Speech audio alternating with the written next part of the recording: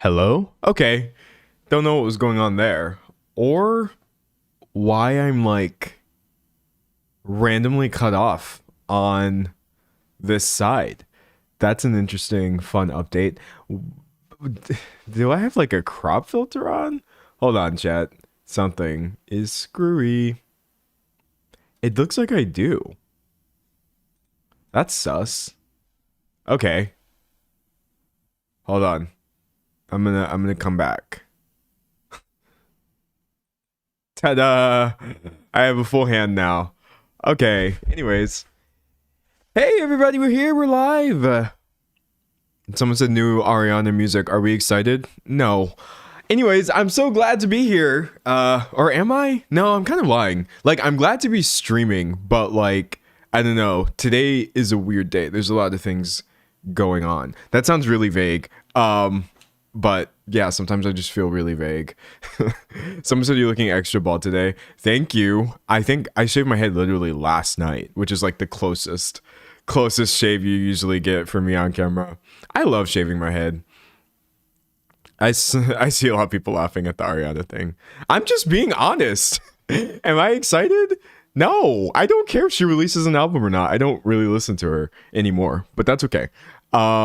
Obviously there will still be a lot of discourse and interesting things to discuss, probably, maybe, and obviously I'll still listen to it. But yeah, no, I don't know. I like there are people who you tell me they're releasing an album, and I would literally stop the stream and go find the announcement. But Ariana Grande, shout out her, for real, for real. Reading chat, reading chat. Someone said Devil Wears Prada 2. Is it gonna be good? Do we think? I have no idea. It looks cool, I guess. I don't know. I haven't watched the first one in such a long time. It's actually crazy how long it's been since I've watched it. Reading chat. Someone said I watched Stanky Jabo stream the other day. You were mentioned my worlds collided. All good things, I hope. I'm not really sure who that is. Ah. Dude, I'm gonna be really honest with you today. My dopamine. Someone said I just got here. Why do we not like Ariana? Or is it just not caring about the album? I'm literally just so deeply indifferent towards her music. I think, you know what I mean. Like if you told me like Beethoven was coming back to release another album, I would just be like, well, he never released any albums at all, so Ariana's got to beat on that count. But yeah, if you told me like, oh, Beethoven came back to life and is dropping new music, I would be like, okay. He's like not in any of my playlists, so I can recognize that as being good music. But like it doesn't have anything to do with me. That's how I feel. That's just me. That's just me. Someone said I'm Asian, and Devil Wears Prada is a really cool movie, but the new movie is low-key racist. Sorry. That doesn't sound good. And I do think I saw stuff about that online. I didn't do like full research into it, but people saying essentially that the movie contained like outdated stereotypes. Well, as if stereotypes can be up to date.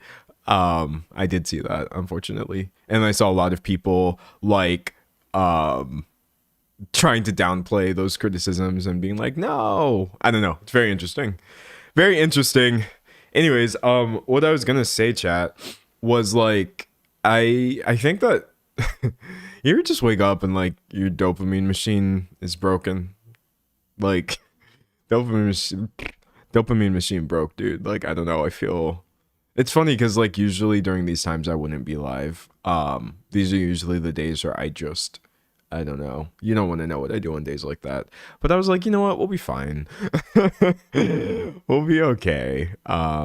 Yeah, I don't know. I've been so like stable for so long. And what's funny because like to me, so long is literally like a few months that I wasn't expecting just like a random terrible mental state day. But alas, here we are. That's okay. It doesn't matter. Someone said it feels like mine is always broken. Yeah. Yeah, I don't know what's going on. Just those days where you wake up and you're like, why did I do that? That was my first mistake, was waking up. I shouldn't have done that. Someone said, I'm happy to see you. Love catching alive. I'm glad you're here. Yeah, even if it, sorry. I feel like my energy is super off right now. Someone said, are you on SSRI meds? Don't worry about what I am or am not on. Just know that I'm doing my best all the way. I'm never open about like medication or therapy or anything that I do or do not do. Just know I'm trying, dog. I'm trying. I'm trying so hard. Someone said my dopamine machine is on the fritz too. Yeah, I don't know. What I think is going to happen, or what I'm praying to happen, is like I will just snap back into like action. I'd stream for a little bit and then I fall into the flow of things and I'm like, yeah, no, actually I love everything, let's go, let's get it. But yeah, no, for some reason I don't know, I feel so empty. Reading chat. Someone said first time joining a live, happy to be here. I'm glad. Yeah, I don't know why like this happens to be a day without my typically unlimited energy stores for a stream, which I'm usually super proud of. You know, I feel like I'm usually like on during a stream and it's fun to watch and it's not just boring content or whatever is happening right now. Someone said I'm glad we're both trying. Depression is so difficult. Friday, stranger. Yeah, no, it's try not to think about it too hard challenge. Reading chat. Someone said, I feel like there's so much horrendous stuff going on that coming across dopamine is a little rough right now. Then adding any mental health debuffs to that, just oof. Yeah, I think I would have to agree. Someone said today must be one of those days. Yeah, today is one of those days, chat, officially. I guess it's just really annoying when you do literally everything correctly and then still wind up like this for literally no reason. I mean, granted, there are many reasons that I'm here right now, but I'm really annoyed because actually I've been very proactive in making sure it doesn't matter, honestly. I have some topics that I was thinking about maybe talking about. I have like a bunch of topics for some reason. We have Cat's Eye, which chat, I'm going to be honest with you. The reason I'm not ready to talk about that today is because it's so confusing trying to learn anything about this group or like what is actually going on, because they seem to be super tight-lipped. But it is an interesting story about this girl group that was formed together through like I think a competition, if I'm not mistaken, and seemed to do well. And then for some reason one of the members, who seems to catch a bunch of flack for people in the fan base, seems to not be doing well in terms of like her position in the group is very precarious, and then a bunch of stuff happened at Coachella. And so I am trying to translate whatever is happening with Cat's Eye into something that actually makes sense in a video. But in order to do that, it would actually have to make sense to me first. So just know that I may be working on that. Just know that I may be working on that, but I have literally no idea. And if I can't finagle it into a video that's actually interesting, I might just have to scrap it. I've wanted to talk about Cat's Eye on some level literally since 2024. That might, I'm being so serious. Like, I have an old outline about Cat's Eye back from when they were on this Netflix show. And Manon was mentioned there too. And then in the last 2 years, a bunch of things have changed. And so, yeah, there's maybe some sort of girl group label ? Drama possible video coming, but I have literally no idea. Someone said they won't say if she's in or out definitively. Yeah, it's just really hard to make a video when no one will actually say what is happening. Okay, hold on. I'm trying to clean my glasses really fast so I can actually see you all. Imagine that. Okay, I think this is better. This is much better. Yeah, so much better. Someone said, I guess I should start with the doc, perhaps. Someone said, real, I tried to explain the Cat's Eye situation to my cousin and it took an hour phone call. See, you understand what I'm getting at. Like, it is low-key complex, and convoluted. But yeah, I'm working on that.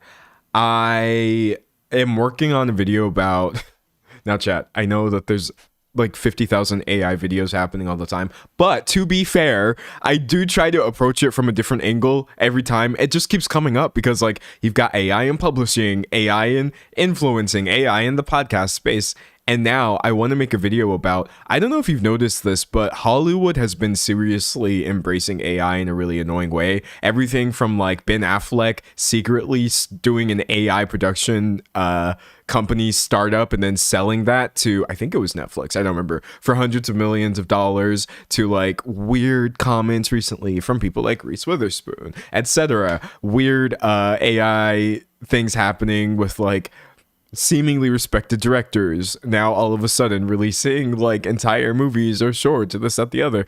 And it feels very contrived, I'm not gonna lie. So I would like to talk about that because I don't think it's the same as all my other videos are just a rehashing of me saying AI is bad. Like I do have a point. Another thing that I want to talk about, well, I don't know. I'm kind of like, I have two other topics and I'm iffy about both of them. One of them is because it's like, it's super niche.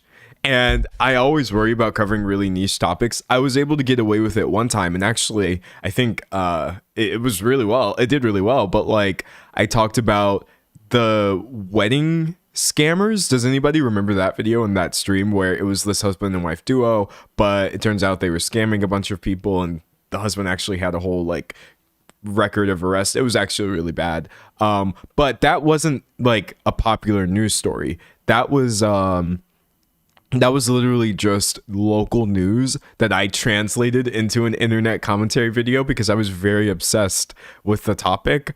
And now I want to talk about this other thing, which is not local news in that it happened in my state, local in that it happened in one of like the subcultures that I'm a part of, being traditional tattooing. And it's kind of a small story, but I do think it's still interesting. Like the people involved don't actually have that many followers, but I don't know. It's a brief but odd story about like racism in the world of tattooing, especially traditional tattooing, and how like there's just a lot of weird white supremacist energy and people who will hide in plain sight. And then it crosses over with Instagram and like Redditors actually doing good for once and going on this Instagram deep dive to try to prove that like this guy was actually high-key problematic because he used to be seen as like a really kind of up there figure in traditional tattooing because he happens to be really popular, but despite that it's totally still a Nazi and even has people in his shop that also appear to have like old German insignia tattooed on them and stuff like that. And like I am literally obsessed with this story. It's a good one. It's a bad story, but it is a good story of people actually putting their foot down on Reddit and being like, no, we don't want this Nazi garbage in our niche community. It's just so specific. And I have to figure out how to translate that into something that people would actually sit through without just being like, I'm lost. But I think that that's a pretty good topic. So we've got the tattoo thing. We've got some Redditors actually doing good for once. Literally, we've got the tattoo thing. We've got, what were the other things I said? Oh, Cat's Eye possibly. The AI one in Hollywood I'm definitely doing because it's just getting way too prevalent. And then my fourth topic, I really don't know if I want to talk about because there's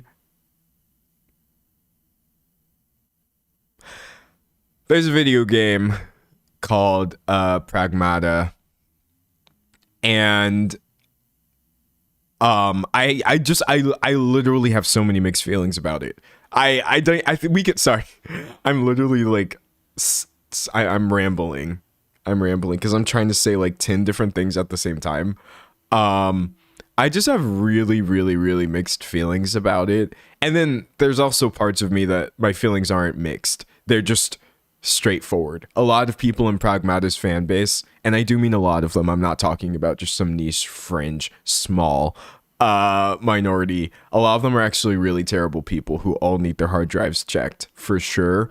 Which obviously does not apply to the vast now it sounds like I'm being contradictory when I'm saying it's not most of the people, but it's so many of them that just writing them off as, oh, it's just the weird part of the fan base doesn't make any sense. It's honestly, they're some of the worst people I've seen currently loud and proud on the internet. And then also someone said the discourse around that is so bad. Yeah, and then it raises a bunch of questions. So Here, chat, I'll give you an example because I realize vagueness in this case is not serving me. This probably doesn't make any sense. Let me just show you what I mean. Or I would if my computer turned on, which it does not appear interested in doing. Okay, never mind, I fixed it. Anyways, Pragmata. Okay, whatever. So it's basically just this game right here. And there's nothing wrong with the game itself.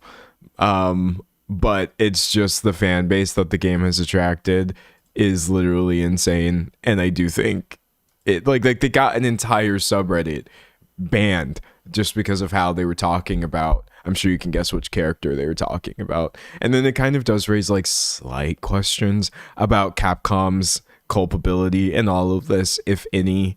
What does it mean? You know what I mean? Where do we go from here? Just because this was bound to happen, does that mean that this shouldn't have been done in the first place? I don't know, dude. It's really complex. But yeah, everybody, and probably including me, involved in this discussion is coming at this like really, really emotionally, which is fine because you should have emotions about things. But like to the point where if I were even to slightly suggest that maybe actually through a certain lens, this game could be seen as a little bit weird. You literally have people who are just going to hop in my whole comment section telling me like I'm projecting or this, that, the other. And I'm just like, I guess. I don't know, dog. It's really, really, really interesting.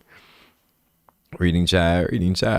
Someone says some dude got banned from Capcom servers and the game from complaining about censorship with a little girl. Yeah, no, people are being really, really, really awful. Like, it's really crazy. It's wild, dude. Anyways, someone said, why the weirdo fans ruin everything? They do, though. They definitely do. Reading chat. Someone said, as both a game design uni student and someone who volunteered for my local youth church, I do find it strange that her face looks more like a teenager than a young child. Okay, so you would get jumped by a certain vocal portion of the fan base for saying this. If you... I'm telling you right now from experience, I've literally been trying to research this. I've been looking into the comment sections and just the discourse to make sure I'm not coming at this super weird. But if you were to say that this is actually kind of an odd design for a 6-year-old, a lot of people they really take umbrage with that. And I'm just kind of like, have you seen a 6-year-old? I don't know. I agree that I don't even want to say aloud that I agree that it's a weird design because people are being so awful towards everybody who is saying that, and I don't want people to be so awful towards me. But it's okay, I guess. I don't know. But yeah, I guess this is just a normal 6-year-old child, and there's nothing weird here happening at all, even a little bit. So that's fine, I guess. But yeah, I have literally no idea how to approach this topic. I have my real thoughts and opinions that I would just like to say point blank, but I just don't think it's going to come across very well to a lot of people, especially because people also really like the game a lot, which is great. And I really don't think there's anything wrong with liking the game. The game itself doesn't seem to have content that's that objectionable, but whatever. Someone said I was really hoping it was a robot, or she's also a robot. Convenient, but it's okay. Someone said, what is this game about? It's honestly just a basic wholesome story about like the main character sort of protecting this like child robot for reasons. Couldn't tell you, but it is what it is. Someone said, I honestly think people made it weird. The game is totally fine. Regardless of whether the game is totally fine, I agree that people certainly made it much weirder than it is. I really do. Someone said Renesmee. She is giving Renesmee, to be honest, chat.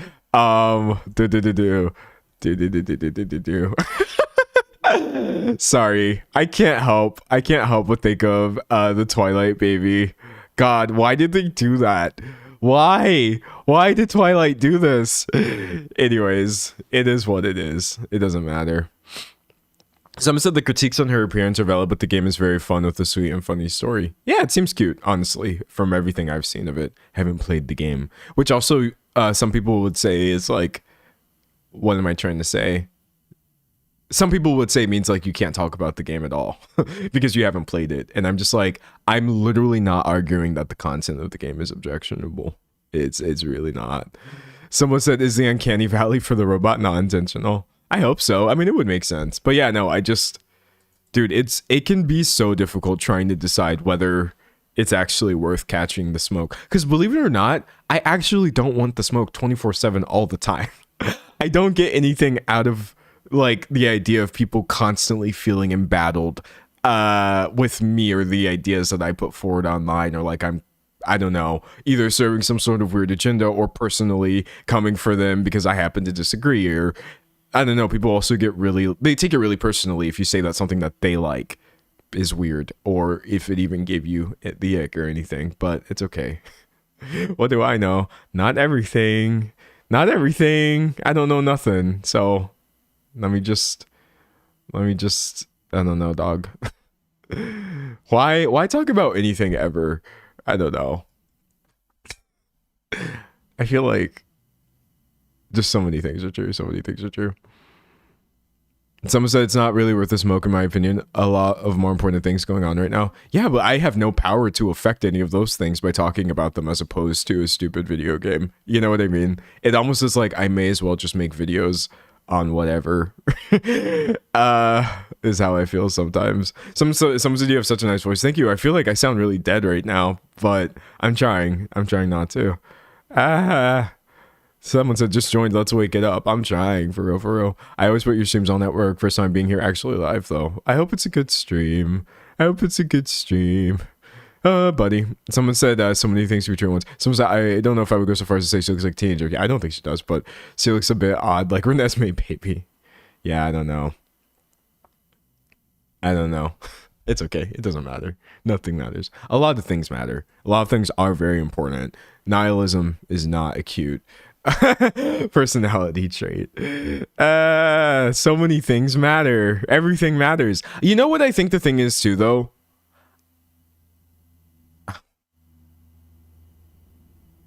I'm trying to think of how to word this.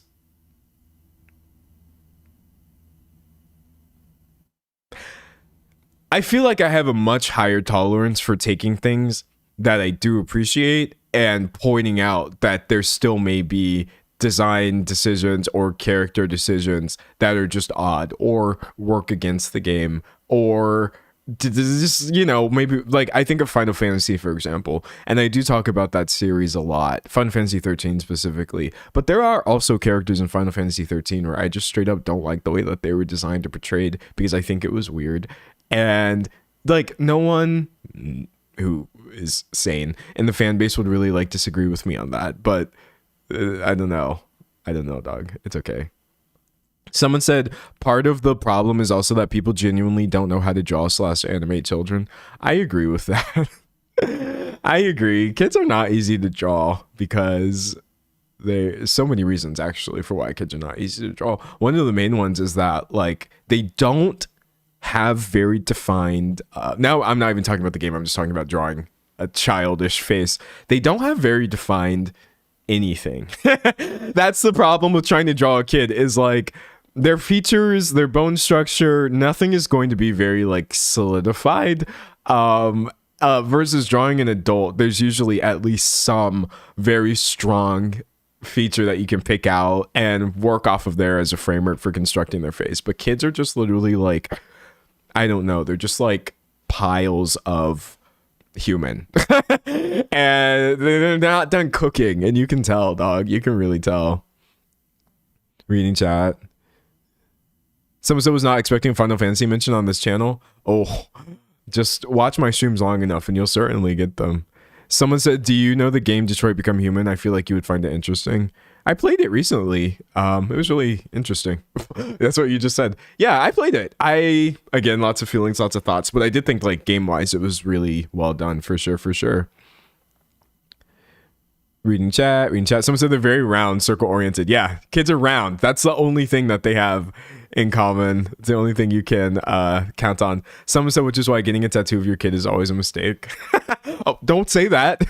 People pay a lot of money and they get really meaningful, kid tattoos. But I do agree with you. I don't think like a child's happy, smiling,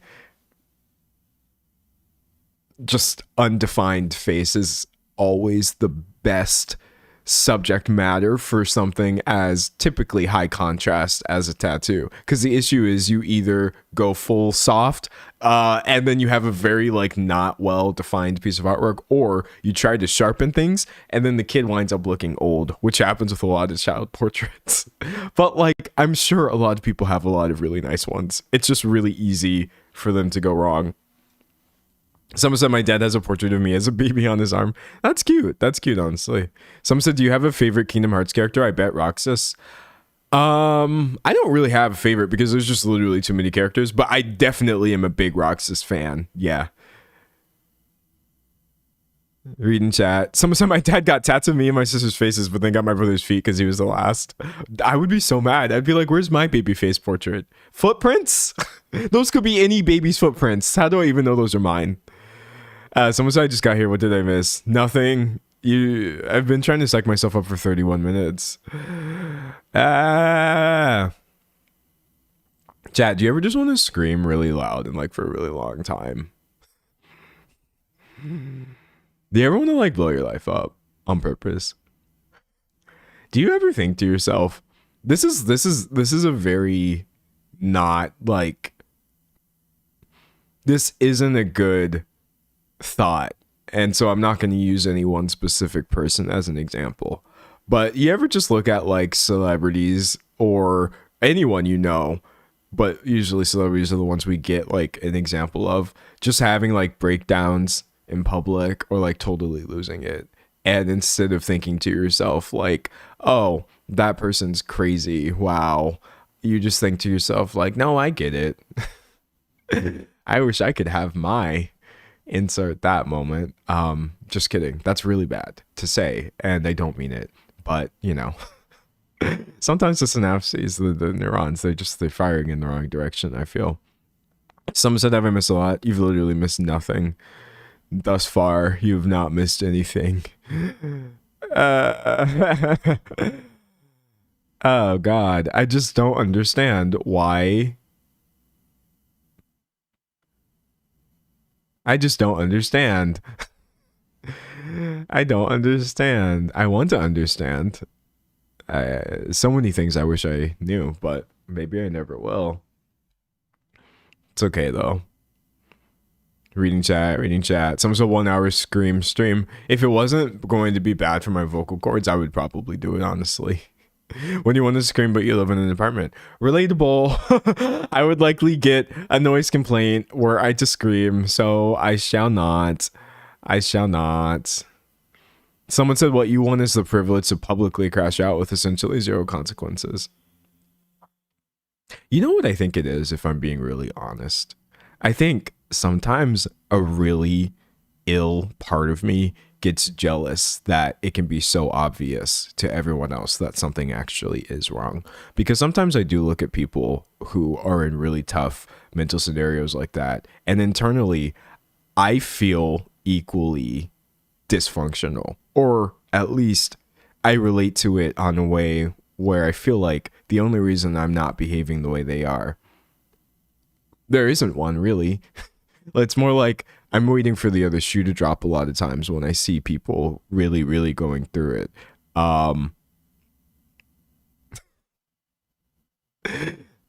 That's just, these are really bad thoughts. So this is not useful information. This is not this doesn't help you grow or learn as a person. So these are thoughts that I usually just tend not to think. Yeah, I don't know. I think the issue is when sometimes when you really are going through it, the thoughts don't always come out in ways that are correct or useful analogies. You know what I mean? I used to say, and I would never say this anymore, and I don't think I said it publicly, or if I did, I realized after the fact it was a bad analogy. But sometimes I I used to say like, I just wish like instead of whatever it was internally, it was just outwardly noticeable. But that's not a good like uh you know that's not good talk. It's because it doesn't mean having an outwardly noticeable condition is easier for you at all, and it can come across as invalidating that way. But I guess what I mean by that is like, if I was here one day and then I was here the next day, but I was missing an arm, you would probably think to yourself that something is really, really wrong.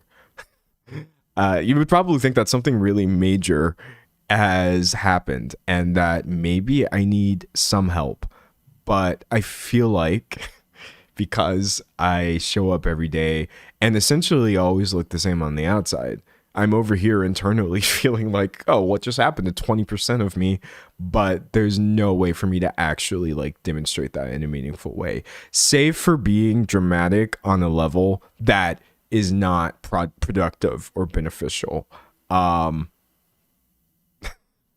but it's not a good analogy again, because there are people without arms. That's also a form of disability, and that comes with its own challenges. So I'm literally not trying to compare myself to other people. I'm only speaking about myself, of just like, sometimes I just wish it wasn't so invisible. And then it's like, the more you scale up your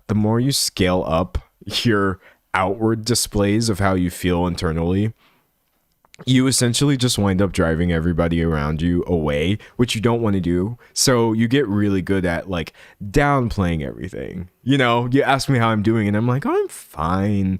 I might feel a little off or whatever. But the truth of the matter is like, I'm not fine. I don't feel off. I feel terrible. This is one of the worst days I've had in a long time. It's concerning that this could just randomly happen to me when everything was fine. It reminds me kind of this lyric from this song "Real Love" by Katie Day, where she says, "I can feel my organs slowly failing. No one wants to touch you if you're flailing." I think about this lyric a lot, specifically this idea that like no one wants to touch you if you're flailing.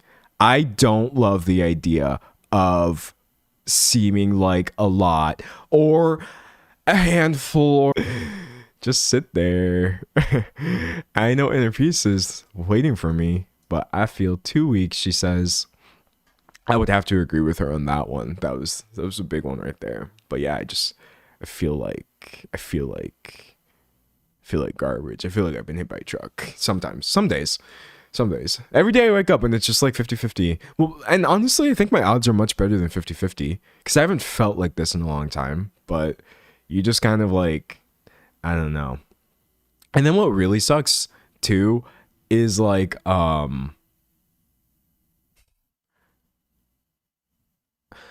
to word this. For me personally, like depression comes along with so much like loathing. And it's not always self-loathing either. It's just a big feeling that I don't know where to put it. So obviously like 95% of it gets directed at myself. And that's when I start getting really annoying of like, oh yeah, I hate myself for this, that, the other. But then that 5%, which is still a lot left over, I feel it seeping out towards everybody else. And it's like, oh no, I kind of hate like, not everyone, but anything that is worth actually being upset about, I find myself being massively incensed about. I don't know. I guess it would be nicer if everybody's saying their audio is like screwy. So maybe this is the best time to say this when nobody can hear me. But it would be nicer, honestly, if I could go through all this without feeling like a bad person. That's the main thing that really sucks about days like this. I just wake up and I'm just like, God, the world really does suck. And I'm such a large part of the reason why. I can't believe how strongly, consistently, and often I contribute to this terrible state of the world. But that's okay. That's okay. Because what am I supposed to do with that information? There's some things I could do with that information, but I don't think they would end well. There's things I could do with that information. I don't think they would actually be beneficial to anyone. But yeah. Someone said guilt is such a cool emotion. Guilt is such a cool emotion, but you know what really sucks is like when it's not even misplaced. Like objectively, sorry. I shouldn't even be talking about all this, chat. I shouldn't even be talking about all this. Some of this feels like hearing someone describe my feelings and thoughts. Okay, well, I'm just gonna keep going. Temporarily. I'll get back on track in a second. But like I've said this before and I'll say it again. Objectively, I do make the world worse by existing, which is fine. That is how it works, especially because of where I live and many other reasons. Like, I can't believe, or it doesn't matter whether I believe it or not. Like, if I was not an agent in the system, things would be maybe 0.0000005% better for everyone who is living. But like, that being true doesn't make it my fault, I guess. Someone said I disagree, but go off. Oh, okay. Chat. I live in America and I pay my taxes. Which I am like happy ? To do, but yeah, I make the world worse. I'm literally funding genocide by just like doing my job and existing. Taxes, oh okay, where's that going? Killing other people in other places just by the thousands and thousands relentlessly. We could sit around all day and act like that's not true, but it is. And that's just one way in which I feel like I just literally am making the world worse by existing. That's maybe the biggest one. That's maybe the biggest one that's like weighing on me. All the other ones I think are maybe not smaller, but they're easier to cognitive dissonance my way out of. But that one's a pretty big one. That one's a pretty big one. Someone said, I've been thinking this too. Yeah. It's almost like I literally don't know what to do with that information. And at times like this, when I'm already not feeling well mentally, that sort of information, it just makes me want to just disappear, dog. I don't want to play this part anymore. I'm just so tired, honestly. I'm literally, someone says for me it's the amount of waste and garbage I produce. Oh my god, yeah. No, like they're gonna say that I'm like virtue signaling or being woke or whatever, or I'm being performative in saying this, but I'm going to be honest. The amount of waste that I do generate just as a singular person, would it be like an insane overreaction if I said it makes me want to cry? I know y'all are gonna say, dude, that's such an overreaction, but I know like individually, I can't do anything on the level of like a Jeff Bezos, right? I'm not single-handedly destroying the environment. I'm complicit in a system that is destroying the world. Obviously, it's not, again, my fault or something that I chose to do, but I don't know. I just can't believe I live like this. I can't believe it. I literally can't believe it. It's just not okay. It's not. No one's gonna tell me like I'm being like, oh, you're too woke or whatever. Yes, I'm coming from a very like privileged position, obviously, but like I am making things worse just constantly. I don't know how not to do that. I don't know how not to do that. Someone said, I'm glad to hear other people worry about this too. Yeah. And then it's like, the most beneficial thing to do would obviously be to try my best to be objective and look at where the blame truly does lie, which would again be the people, the individuals doing like several orders of magnitude times more damage and destruction to this place that we live than I am, and doing so intentionally and willfully, and not because they have to or they feel like they have to, but because they can, and all in the service of profit. So like, those are the people who should feel bad. It should be Jeff Bezos waking up every day wanting to die. But it's me? What? That doesn't seem fair. It should really be people like Zuckerberg and Elon Musk and all these other people just waking up every day and just thinking to themselves like, wow, I should just stop what I'm doing, but they don't. So alas. But that's probably the reason why I'm so like stubbornly staying here though. Honestly. Because if anybody should be, I don't know, real broken up about this, I don't think I would be first on that list. I don't think I would be first on that list, is how I would word that. And that's maybe the nicest way I can put it. But yeah, just so y'all know what I mean when I say I feel, sometimes I can't stop, but I can't help but think about how I make the world worse. I'm not literally talking about like, oh, everyone hates me and people are being mean. I'm talking about the actual part of our brains that we just turn off because we have to. Otherwise, we would be consistently acknowledging every payment, every bit of tax money, every usage of all of these services, and just us mere taking up space in the place that we're in right now. It's just wild, dog. It's... Woo-hoo. Someone said I had to cry about my existence the other day, and it hit a bit hard because it's been a while since I felt like that. Yeah, maybe that's the best I can do, is just like... sob. I'll do that at some point off stream. Don't worry. I don't want to make you all uncomfortable.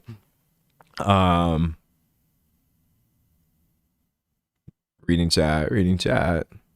Someone said this is so real. Yeah, no, like, someone said I feel like you should take a break. I don't think I should though, because honestly, you would be surprised at the rapidness of my oscillation between get up and go and like, and also if I take a break, everything I said is still going to be true, unfortunately.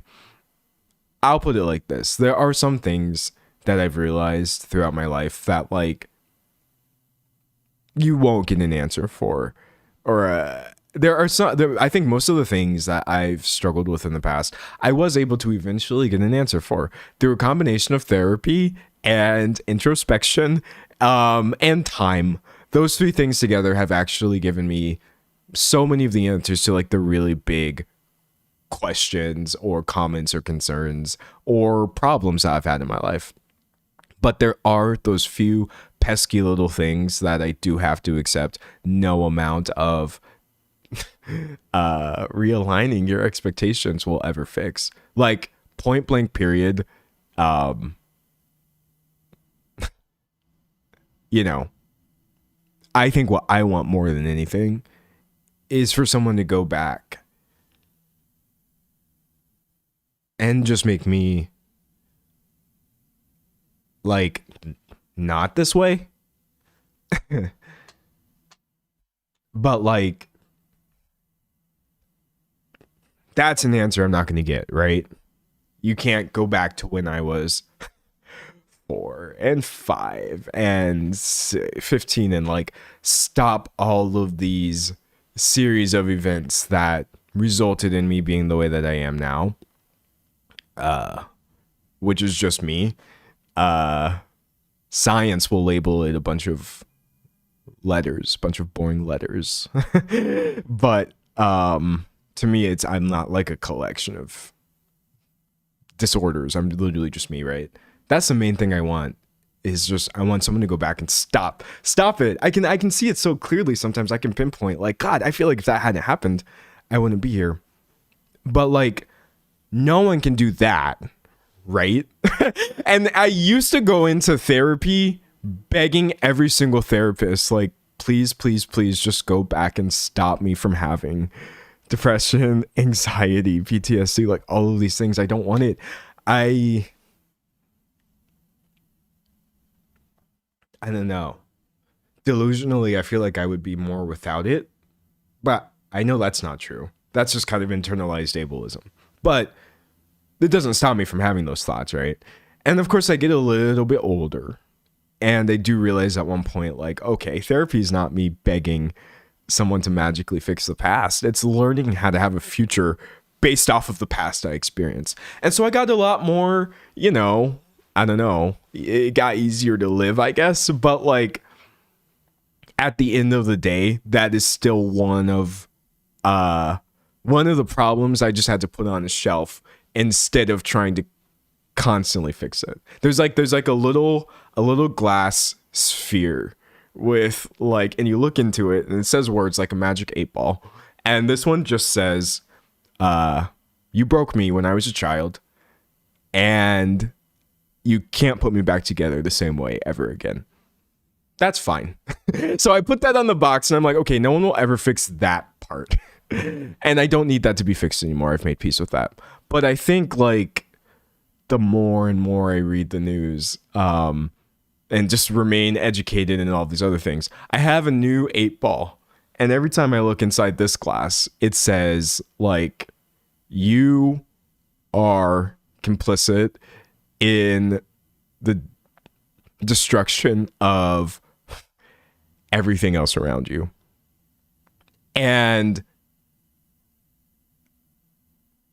no amount of like me trying to make sure that I'm also doing good, me trying to make sure that like I'm educated in reducing harm, right? Because that's really the most I can do, harm reduction.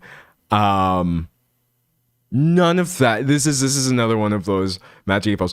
The text will never change. You could shake it 50 times. You could shake it 50 times. You could try to pray new text into the screen and it's just gonna flip back. You're complicit in the destruction of everything around you. And I'm realizing I'm gonna have to just put that one on the shelf next to you broke me as a child. And these will just be things that will always be true.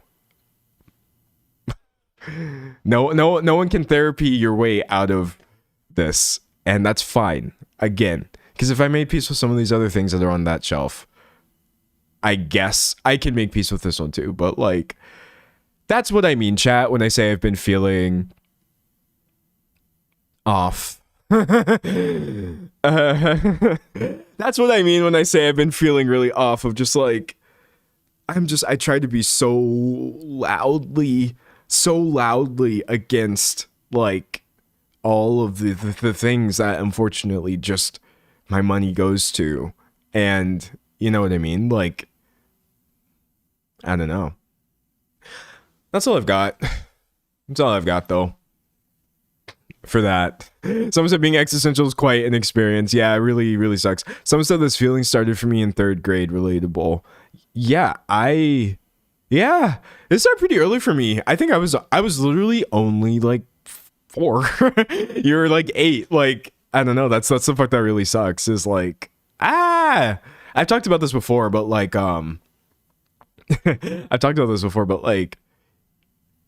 y'all, it's rough being 11 years old and literally like laying in bed just trying to do math until you get to like 18. Cause like when you're 11, or when I was 11, 18 was like this magical age when I would be okay. Obviously, because adults are okay, right? To me, an 11-year-old. And yeah, I just had no idea how I was going to get from 11 to 18. It seemed like a really far time. It seemed like too much time was left on this clock for me. And so every night I would literally do the math of the number of days that I have left living as not an adult. Of course, I don't remember the exact number now, and it's not easy to do those kinds of calculations when you're only 11. But I did every single night. I'd be like, okay, so what is 7 times 365 plus whatever, or 6 times, and then I'd lay in bed and I'd be like, oh, okay, I only have this many like thousands and thousands of days left. And yeah, I would really do that every single night at 11. Sucks. That was not a cool. Yeah, it wasn't a great experience, honestly. Someone said 11 to 18 felt like a lifetime. Yeah, it really does. I low-key, someone said big same. I had a book of plans for when I turned 18. It was all so messed up, but I'm hoping those 10-year-old dreams will come true. They absolutely still can. I honestly feel like people don't talk about like that aspect of it a lot, because like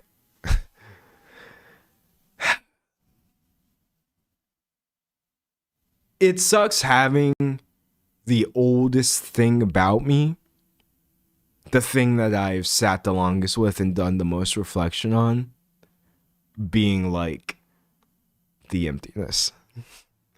I've been a content creator for 7 years, full time, which I'm super. That's like, or 6 years full time. Insane luck. Yes, I worked hard, but that's lucky. So I could talk to you about my 6 years of YouTube experience, right? I've been a brother for 21 years.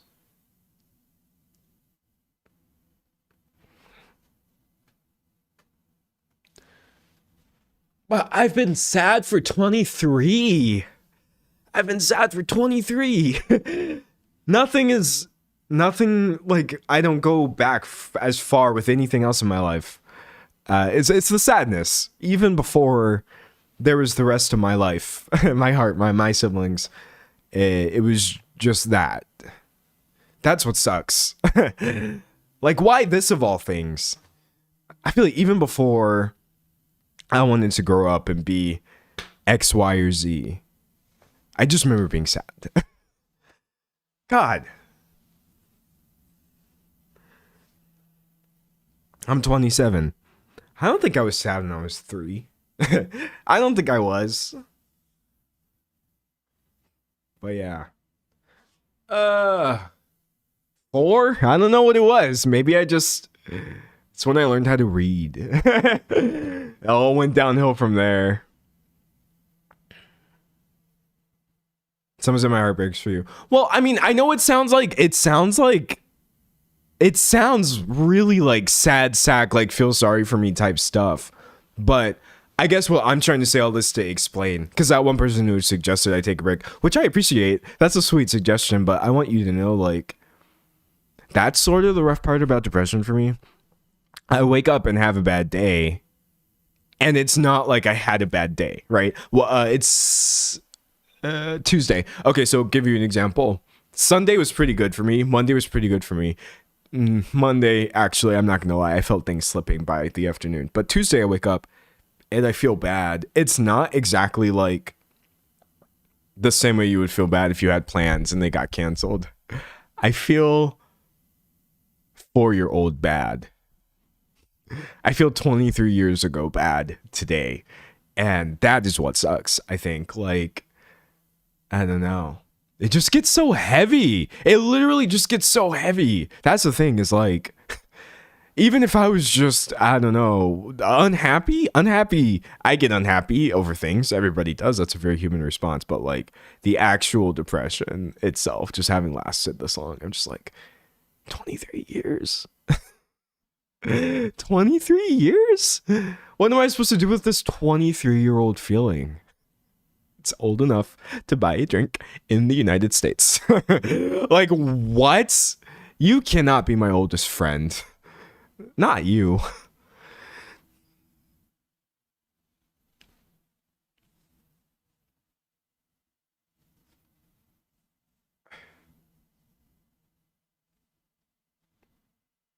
It's okay though. It's all good.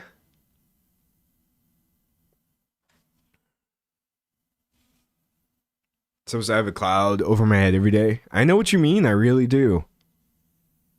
I really do. Someone said depression is super rough, heavy thing to carry. Just need your outlets. Yeah, exactly. And then you know what else sucks too? Having unhealthy outlets that were just super terrible for me and destructive to everyone around me, and then cutting them all out of your life. Nobody talks about, or I mean, maybe people talk about this, but like selfishly, I want all of my vices back. How come I have to be this way and I have to take care of myself? That's the part that really sucks. I think back when I expressed all of this hatred internally and externally towards myself, I really, really, really hated. I just hated myself so much, and I would do things externally that would reflect that. But they were really bad for me. They made me sicker, and so I stopped doing that. Or like I would really, really, really, really, really, really hate myself, and then I would mistreat other people. I was really bad about that. In the throes of depression, it's really easy to think that you're the only person who exists because you feel so isolated, and so I would treat people in just such a terrible, terrible way.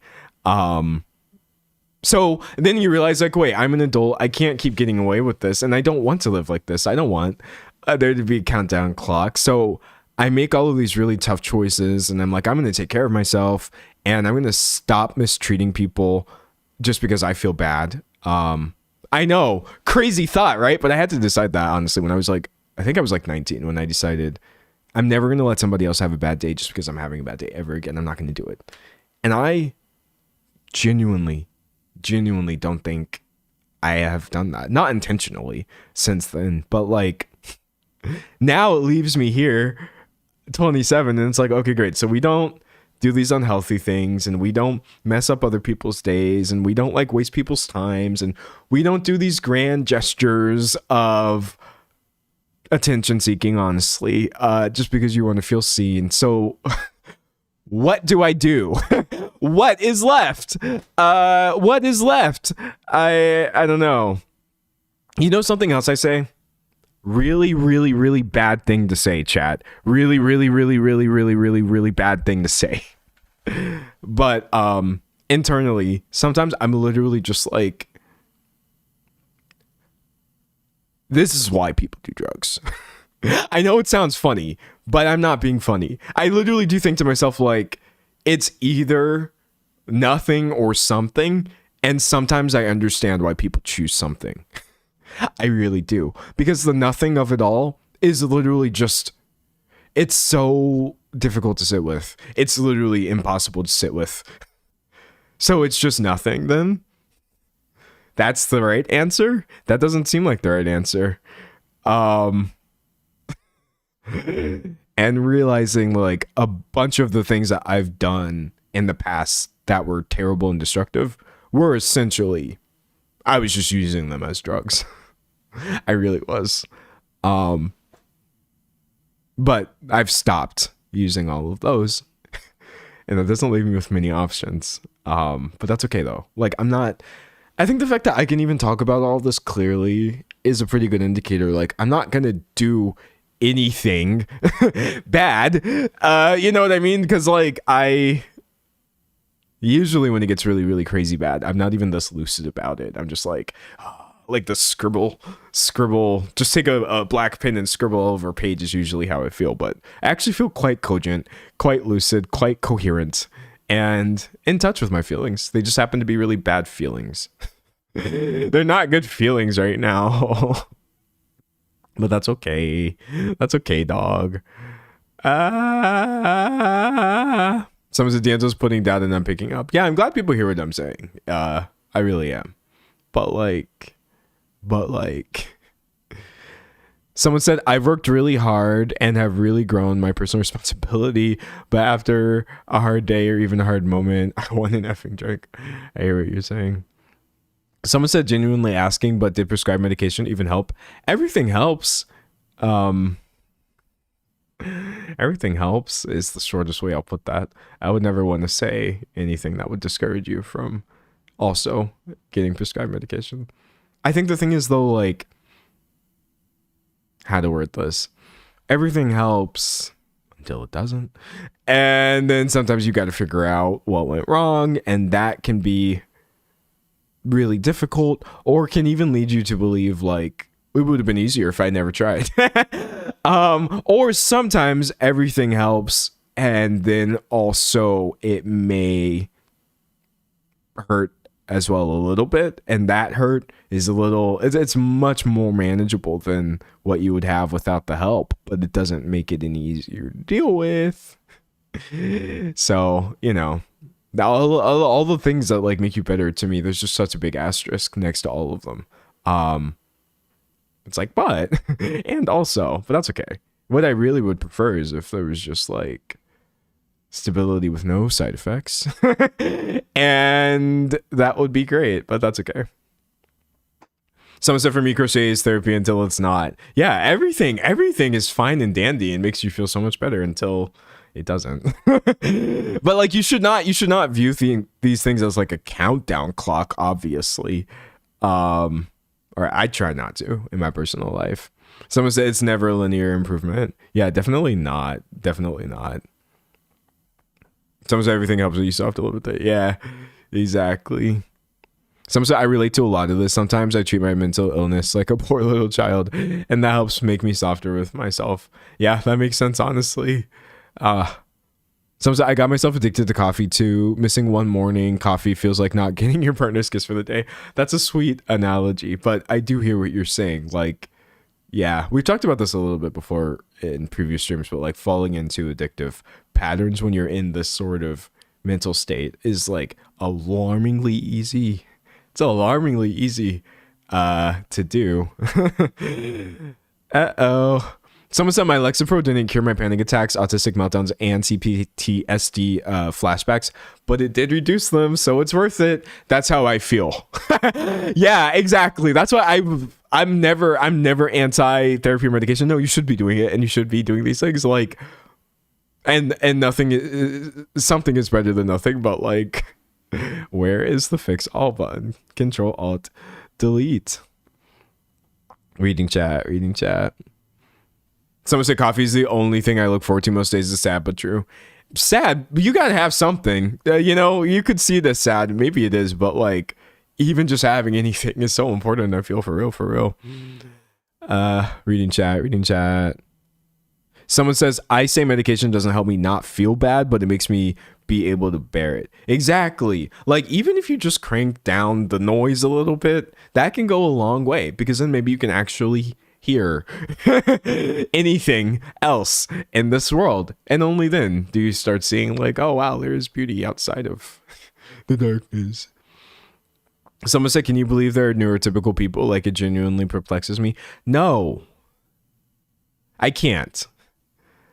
I've never talked about this online, but like,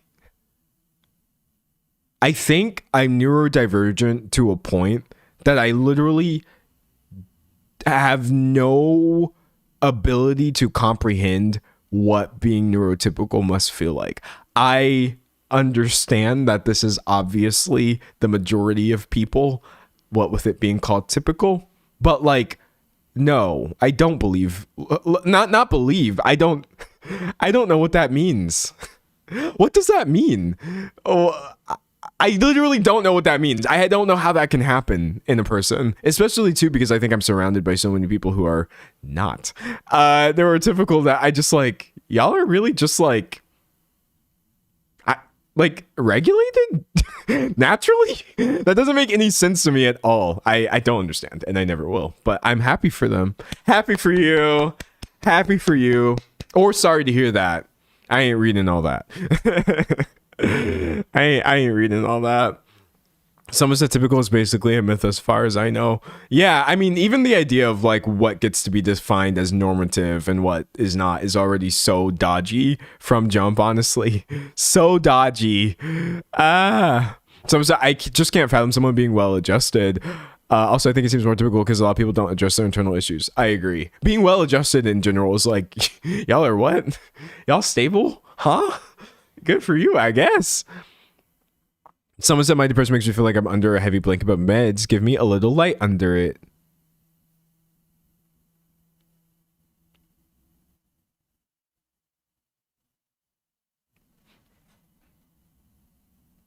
Yeah.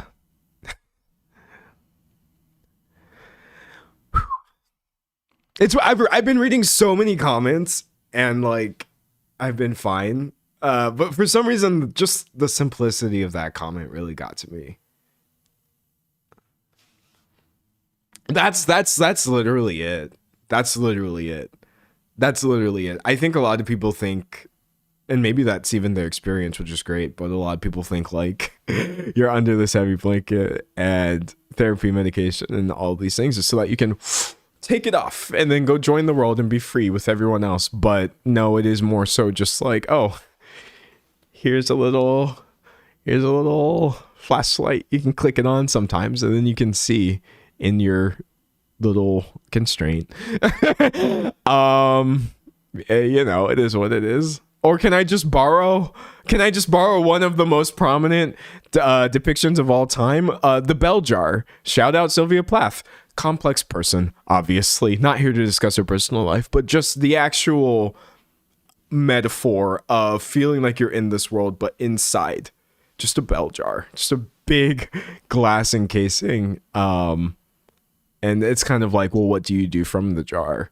Is the real question. You can do a lot, but I don't know. It won't ever really go away, I guess. Which is fine. Someone said, how do I access therapy for cheap? Well, I'm not going to sell you BetterHelp.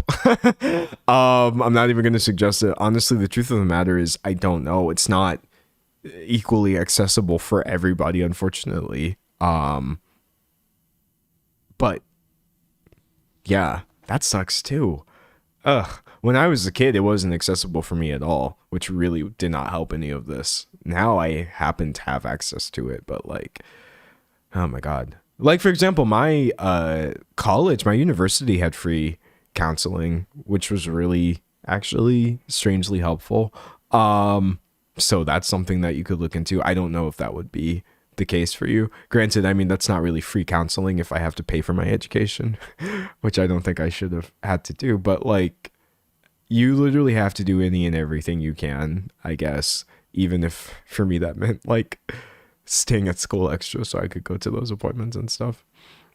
Someone said if you have health insurance, it might be available through it. Definitely something to check. Yeah, what I guess when I say you have to do everything you can, I'm not putting the onus on you. You should have access to this, but like in lieu of that, you definitely do want to just make sure there aren't any options that you may have been unaware of. You know what I mean? Someone said my parents took me to a Christian therapist and a conversion therapist once. I'm sorry that's not even therapy. I'm really sorry to hear that. Super sorry to hear that. Someone said writing helps if you can't find anything else. Writing helps me a lot as well. I +1 to writing. And if it makes you feel angry at first, you have to sit with that. No one told me how angry journaling was going to make me feel in the beginning because I felt stupid. Journaling isn't stupid, by the way. I think it's actually pretty important and should be normalized whether you're having problems or not. But the very first thoughts I had when I started journaling were just a pure rage. It's like, oh, I feel like this, and I'm writing it down in a little notebook. How is that helping? But it was helping, actually, a little bit. You would be surprised. You would literally be surprised. Someone said, what's the topic? The topic? Someone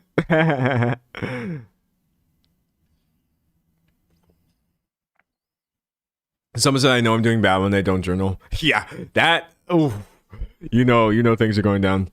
Someone said it feels so stupid. It really, to me, it does. I'm not saying you're stupid for doing it. I'm literally only talking about the feeling sometimes that I have in the moment of just like, God, what am I doing? Like, why?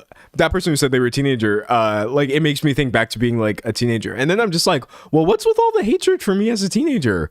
I don't think I addressed that enough in my own personal life either. I don't think enough of us do, but we look back on our teenage years with so much like disgust and vitriol. Maybe y'all don't, which I'm happy for you, but I know it's a very, very, very, very common talking point among my friends is just like absolute revulsion for who they were in their adolescence, which I know, unfortunately, I feel the same way, but like I've actually really been trying to work on that.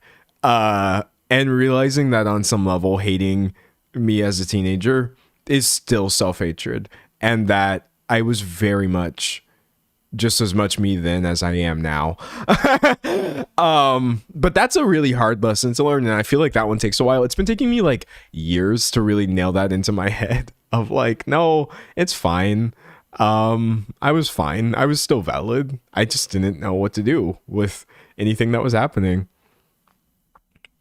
Someone said, no, I definitely do. I did some of the dumbest stuff and I was like an F tier person. Yeah, no, I mean, I was a bad person as well. Like, it's upsetting, but like, I was that person, you know. That's the main thing I try to remember. And I did still have things to offer. I still had things to offer. Somebody said, having this company of someone with these feelings and some comments is really making me feel like I'm not the only broken one. You're really not. You're really not. And I you put broken in quotes. I would also put broken in quotes as well. I think like, I'm just gonna say it. I'm just gonna say it. Like, work with me on this thought because it's a long one. In the interest of not being ableist, which is a good interest, we should not be ableist. I think that there's a lot of really empowering language that we use to discuss a lot of these problems of like, it's okay not to be okay, and you're not broken, and you're, you know, like, you can get through this. All of these things are true. You can get help. It's never too late. You deserve it. You know what I mean? We need, all of these things are true. These things are true objectively. But like, sometimes I do just want a little validation of like, actually, I am broken. I am. I don't work right. I think the thing is like detaching it from personal shame is really all that's necessary. I think I used to very much be like, no, like I just, you know, millions of people struggle with this and I am the way that I am. But nowadays I think I fall more in the camp of like, no, dog, this is not how any of this is supposed to happen. Truly, as I said earlier in the stream, like, dopamine machine broke. It's not working. And it shouldn't really be this way. This isn't how this is supposed to work. But like, using that, sometimes I get it. I feel the same way. Yeah, like I am broken. I am. I don't work right. It's not. I'm not. I don't feel like I'm being or exhibiting self-hatred by saying that anymore. I used to, but now I'm just like, that just doesn't mean I can't get help or I don't deserve it. You know what I mean? Someone said accepting it. Yeah, literally just accepting it. I think so much of the initial talk that I got from people was just like really trying to make me feel okay with this idea that like, oh, I can do anything that anyone else can do. And it's like, no, I can't. Honestly, I can't. That's fine. It's okay. I cannot do all the things maybe I would be able to do if I didn't have these disorders, or like, that's fine. That's okay. That's nothing for me to feel bad about. Does it suck? Occasionally, yeah, but like, striving to feel as typical as humanly possible is not actually a requirement to working on myself, I realize. So yeah, if you're feeling broken, you might be. You actually might be, and yet, what can you do with it? I would like to believe I've done a lot with it. And I know, like, even the fact that you're here now, like, you are doing something with it. It doesn't preclude you or exclude you from, like, greatness is a crazy word to use, but like, literally just anything you want to achieve, you can do it. It's just not going to happen the same way. It's not going to happen the same way. It's going to take some ingenuity. You're going to have to MacGyver your way into some of this, but you can do it though. You really can. Reading chat.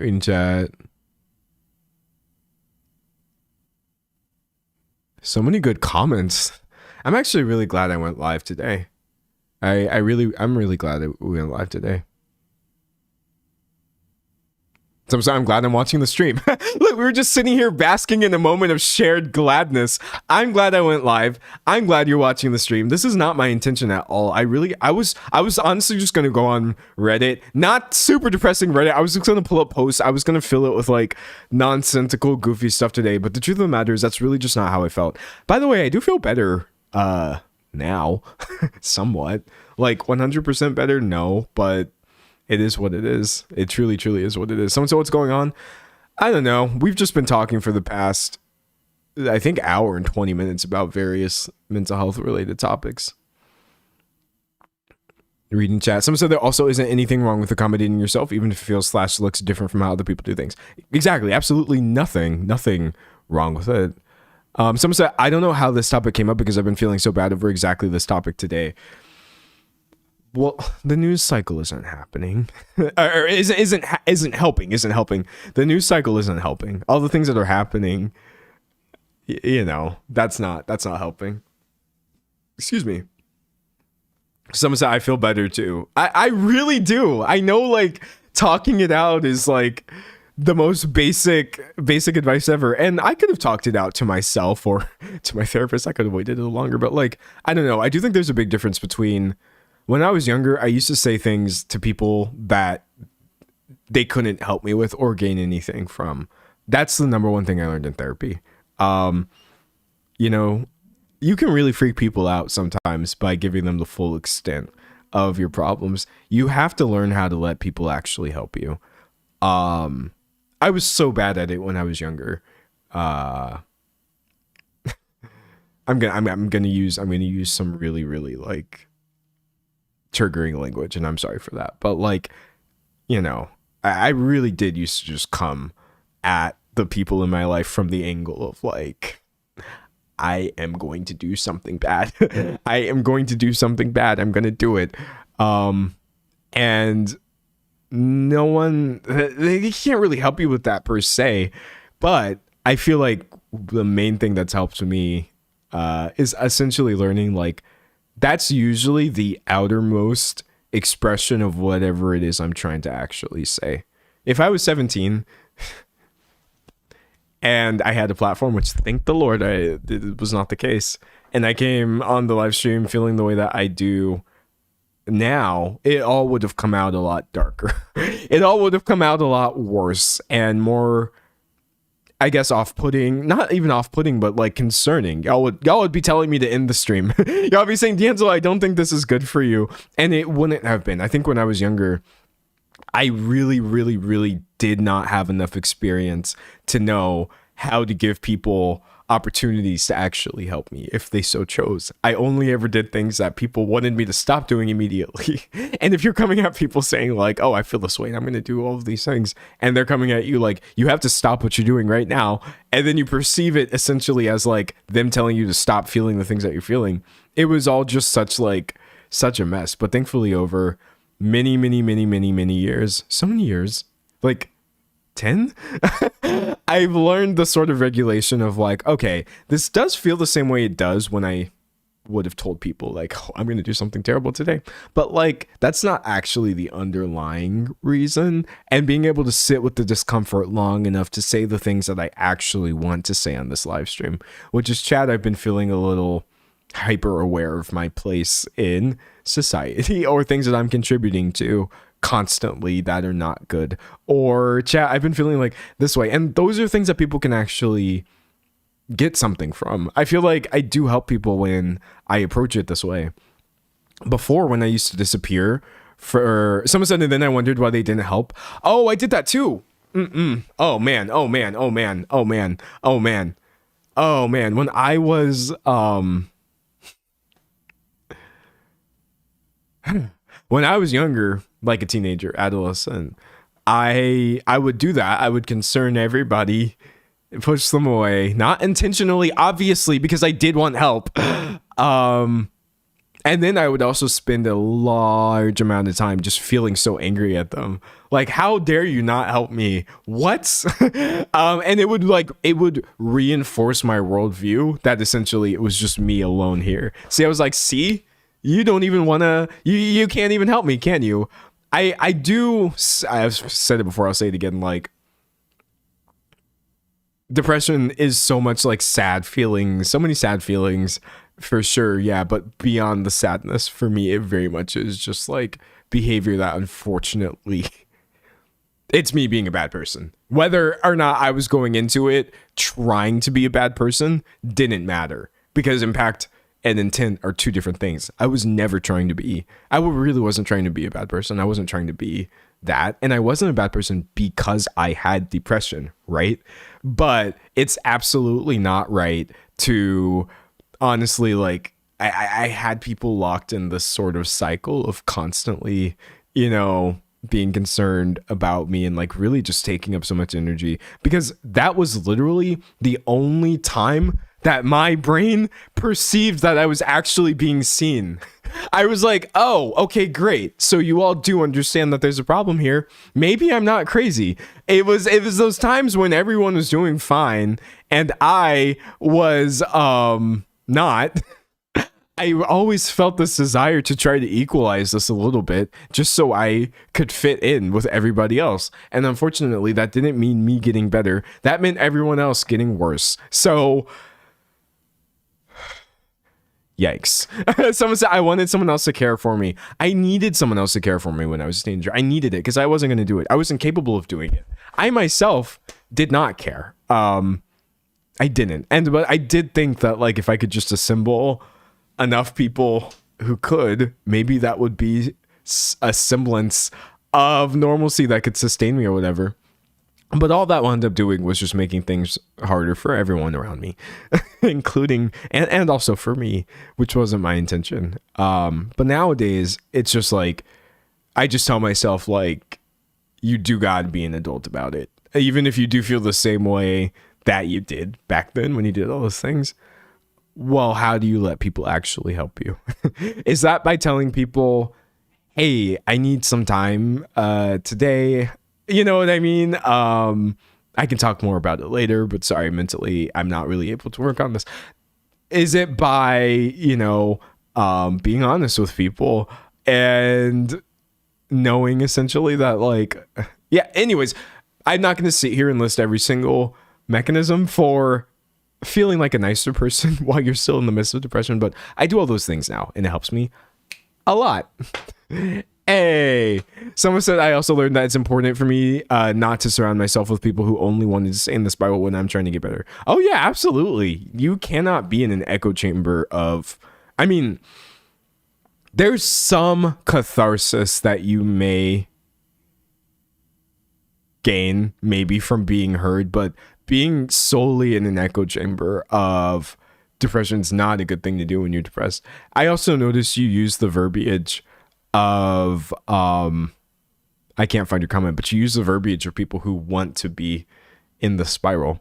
And I do think that that is probably, to many people, might seem really off-putting if you say that. Like, oh, what do you mean people want to be in the throes of depression? Well, I did. I don't know. That's the one thing. That's the one thing I'll never actually be able to square away. When I think about it as like a mental health condition or like an illness or like a disorder, I think that was the most disordered part of it for me. Is that sometimes, I did. I just wanted to stay there forever. Which is crazy. It's not crazy. Crazy is not a good word, but like that's another thing I don't see people talk about a lot. Wanting to get better is amazing. Some say it's comfortable because I know it. Yeah, that it was the comfort for me mostly because again, going back to some of the other things we've talked about, this is the oldest feeling that I'm familiar with, right? 23 years. I may not know the right way of dealing with a new relationship or handling difficult news, but I know sad. Baby, let me tell you all about sad. I can do that pretty easy. And so I would just constantly just try to remain in that space because at least I didn't have to think that hard about anything. Because the thinking about anything at all just felt like actual literal physical labor. It's insane. But yeah, I didn't want any light in my life at that time. I hated it so much, honestly. It angered me. Has anybody ever talked to y'all about that? Or does anybody here relate to that? Like how infuriating the suggestion that you should get better is when you're in the throes of depression. I haven't seen many people talk about this. This literally could just be me. This could just be me. But the anger was just unreal. It was just unreal fury that I used to feel towards people who wanted me to get better or honestly like cared. Doesn't that sound bad, chat? Doesn't that sound really bad? It sounds really bad, but I would just get so angry. I was so furious, and thankfully I've like rearranged my thought patterns on that for sure. And I don't feel that way anymore. I promise you. I promise you. If I say that I'm not doing well and you express concern for me, I'm not going to be angry with you anymore. But yeah, I think that was the issue. Like all of my thought patterns were just so conflicting. And so seemingly there was no way out of it. If I don't want to feel this way, but I don't want to get better, but I want the people in my life to notice, but I don't want them to feel sorry for me. And I want to disappear, but I don't want anybody to miss me. And like, it's like, what do I actually want? You know, answering that question, which doesn't really have an answer. It went a long way. It went a long way, dude. Someone said empty platitudes without help or suggestions are frustrating. It is, and it's also kind of difficult sometimes to distinguish between what is an empty platitude and what is somebody like just literally not having the capability of helping you. Like they humanly can't do that. So what do you want from them? Talking about myself here, I had to realize what I actually wanted from each person that they could give me. Let me ask you this right now, chat. Let me ask you this. If I was to have you do an exercise, you got yourself a notebook. Let's use my phone as an example. I told you, write down every single person in your life that's important to you. And then under that, write down a list of the things that you want them to give you. This is just a personal list for you. They don't ever have to see it. So whether that's like, well, I think I want like support in my endeavors, or maybe I want attention, or I just want my love to be reciprocated, or I want, these are things. Okay, great. If I told you to write a separate list, take everybody in your life who's important to you, and then write down the things that they can give you. Is that a 100% overlap? For many of you, it may be. It may be. If you have reasonable expectations and you're being honest with yourself, then maybe your lists are very similar. But the issue that I was running into when I was younger is my lists weren't similar at all. The things that I wanted from people were not based off of things that I knew that they could give me. And so constantly getting frustrated or disappointed, essentially when people failed to provide things that it was not possible for them to provide, it caused me a lot of consternation. Actually, it was really devastating. It was God, I don't even know how to talk about how strong that feeling was. I just got so sad. Yeah, someone said I wouldn't get any overlap. Yeah, I don't think I had any overlap. I wanted so many things, and if I was being honest, I knew I wasn't going to get them. Whether or not that was a failure on that person's part or my expectations didn't matter. The actual behavior of wanting things that are not going to happen was just not beneficial for me.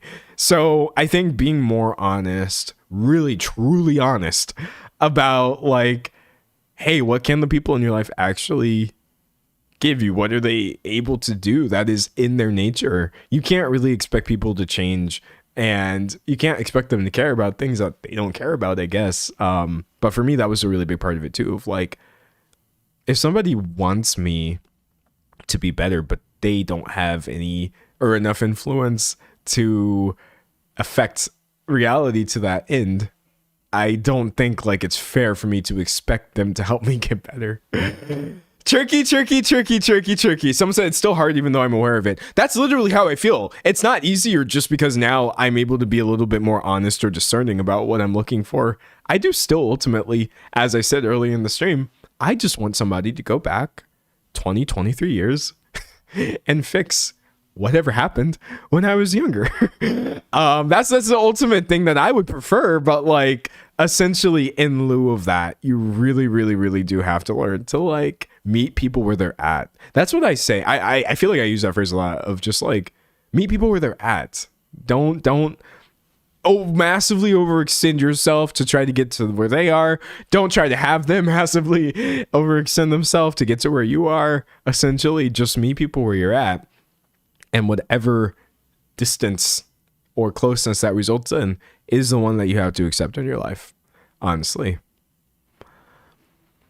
Someone said, have you ever experienced severe procrastination that causes anxiety? It's something I'm battling right now. Yes, I have. Having ADHD and anxiety. Woo! Woo! The overlap. Whoa. Okay, the overlap can be crazy because it can literally just be like as simple as like, okay, I have executive dysfunction. It's going to be difficult to do this task, but this task does have to be done. And I don't know if I'm going to do it. Cue the anxiety. And then because of the ADHD, I'm like, okay, I'm just going to not do it right now because I feel as though I can't, or I don't even know how to start. And then the anxiety is just getting bigger and bigger and bigger. It's like, oh, but you have to do the thing. And ADHD's like, but I can't do the thing. If I could do the thing, I would be doing the thing. How about we do this other thing that you can do that is so much easier, provides dopamine so much more quickly, maybe has no actual sort of utility to those outside of you, and from the outside looks like you're holed up spending all of your energy and attention towards something that does not make you money, does not progress any of your relationships. It actually just kind of looks like you're throwing your life into your hyperfixation. But like, what is the alternative? All the while your anxiety is literally just like, then you hit a point, what happened to me is they start getting inextricable. And I'm just like, well, now I don't know what to do at all. Now I don't know what to do at all. Even if I wanted to fix this thing that I've been procrastinating, it doesn't matter anymore. I think I passed the point where me working on this at all would have ever been beneficial. So I guess we just let the consequences happen. Well, the worst thing that could happen, I guess it'll happen. And then anxiety is like, hey, that's what I told you. The worst thing that's going to happen is going to happen. See? And you manifested this in your life again. And then I'm like, oh, I did manifest this in my life again. Cue the depression. I'm like, yeah, I did. And I do that every time, don't I? And that is how something as simple as you have a task, you need to complete it, or there may be consequences that you won't like, spirals into my life is falling apart and I don't know how to exist for more than 2 seconds at a time without thinking a dark thought about all of these things that I wouldn't even know how to begin fixing. For me. For me. That's personally how I experience those sorts of things together. And it's just like, are you kidding me? Are you kidding me right now? When all I wanted to do was, I don't know, like file something or clean out something or answer something, write something, things that I could do under normal circumstances. Someone said I was worried about taking meds because I was worried about how much of the ADHD or how much of me was the ADHD versus how much of me was me. Honestly, take the meds and figure it out from there. Take the meds and figure it out from there, dog. Like, you still gonna be you with or without them. Someone said too relatable. I've missed out and messed up so many things because of my anxiety about a simple task. The simplicity of it too is what really can be infuriating, because sometimes it's like knowing that you can do it honestly makes it worse. It makes it worse. Like, if you give me a task that is actually crazy, I might rise to that occasion, honestly. Excuse me. Give me something that's really complex, because I may worry about like, oh, I need to like start early, or maybe I just need to start looking into some things. I shift myself into a mindset that is conducive towards me completing that task. That's what winds up happening with like a lot of my videos, my really, really big ones that I put on my other channel. Like, I have to approach each one fresh. It takes a different research process for almost every video. So like really, really big tasks sometimes can be okay. It's those smaller ones that I know I could just whip out in an instant that I don't. It's like, I can't 100% blame ADHD, but we could do maybe 75-80% of like, oh, I can take care of this, but I'm not going to do that right now, because I literally cannot shift my mindset into doing that simple thing. Here's the problem. When it's one little thing that you could do right now, but you don't do it. And then it's another little tiny thing that you can do right now, but you don't do it because you're hyperfixating on something or you're doing something else. It's this other thing that like, oh, you were supposed to take care of that yesterday, but that's fine. Like it'll still be there. Add all those things up. And then you find yourself in a situation where it's like, I don't even know how many things there are that I could just do. To just take care of them would take me the rest of the months? Everything just piles up like the back burner that you have. It's the whole stove actually, is how I feel sometimes. So yeah, it's like, it's not even always the biggest tasks in my life that I struggle with the hardest with executive dysfunction. It's literally the smaller ones accumulating, piling up, and then eventually like you're over here drowning under a bunch of things that you know you could do easily. And then I just start feeling like an idiot. I'm just like, what? How can my life be falling apart over a bunch of things that I know I can do easily and that any one of them would have taken 5 minutes to an hour max, but because I haven't done any of them, I don't know where to start. And then where do we go? Hyperfixation. Oh, but this game. Oh, but this show. Oh, but this hobby. Which, by the way, I am not knocking hyperfixations. They are literally necessary for me to live. I can't stress this enough. But I start pinning all of my available energy into things that I actually know. The game's not going to go anywhere. My phone's not going to go anywhere. The show is not going to go anywhere. My artwork's not going to go anywhere, right? This will always be here, and it doesn't matter if I do it or not. And I can do it pretty well. I think that's a fun thing about hyperfixations. You can get pretty good at them. Music production, like being really knowledgeable about obscure things. You can get really, really good at that. You can get really impressive. So simultaneously, you're like drilling down into a really deep level of proficiency at your hyperfixation. But here's the thing, when it comes time to explain why A, B, C, D, E, F, G, all these things in your life you haven't done, what are you going to tell people? Well, I got really good at making music on a computer. What? What are you going to tell people? Well, I studied drawing really hard instead of that, and now I can tell you the difference between chiaroscuro and contrapposto. But like, no, I didn't do those things that seem really easy. So that's something that I deal with a lot too. And that's why I have to be really careful about sometimes like not letting things turn into hyperfixation. Even though I do not always have control over those things, but it's rough. It's someone said me with GeoGuessr. What are you going to tell somebody? Sorry, I didn't show up for this thing. I didn't do this thing. I didn't. What to you may seem like the bare minimum, but it's actually kind of difficult for me because of executive dysfunction. I didn't do any of those things because I was like grinding GeoGuessr. But do you want me to ID where this picture is from in like 2 seconds? Because I can do that now. I'm like, do you want me to make like dubstep in Ableton Live with only one synth? I can do that because I spent a lot of time in that headspace instead of this other thing. Oh my God. Just thinking about it. Do you want me to tell you the difference between every single mainline Final Fantasy game? Because I can do that. Chat.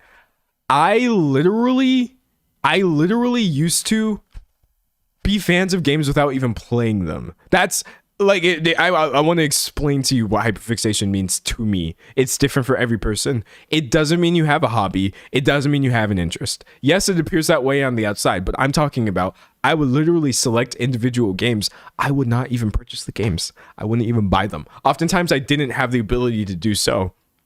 Let's pluck a game out of thin air. Xenoblade Chronicles 1. So me not having the game, not even caring to have the game, it wasn't about the game. I would watch every single video I could find, every single plot explanation. I'd watch the entire thing. I would go to the wikis. A lot of the games have sometimes multiple wikis. I would read every single page on the wiki. I could tell you what every single item does in this game. The characters' stories, the crazy plot points. I would go to like forums of people discussing the story And I would literally just start absorbing their thoughts and opinions. And I would be like, oh my God, that's so crazy. That part where like this happens, I would believe that in my heart. I'm like, wow, that's really crazy that this character goes off in this direction. And then, oh, maybe they come back or whatever. And like, but I didn't play the game. It didn't need to play the game. It wasn't about playing the game. It never was. And I would do this with so many things of like sometimes just watching people create artwork without drawing because it wasn't about drawing. Just listening to music really actively, not for enjoyment, but just really thinking about the various things and then seeking them out and finding people making the music just because I could. Like, hyperfixation is really something different. It's really just different, dog. It almost has... Answer me, like tell me if that you relate to this. It almost has nothing to do with the thing that I'm fixated on. Nothing. You might think to yourself, well, surely all of these things must be really important to you. Yes, because in the process of my hyperfixation, I do develop an attachment to it. I find Xenoblade to be a beautiful series, obviously, but it literally could have been any game. Maybe I would have done this with rhythm games instead of JRPGs, and then I'd be telling you all these details about rhythm games.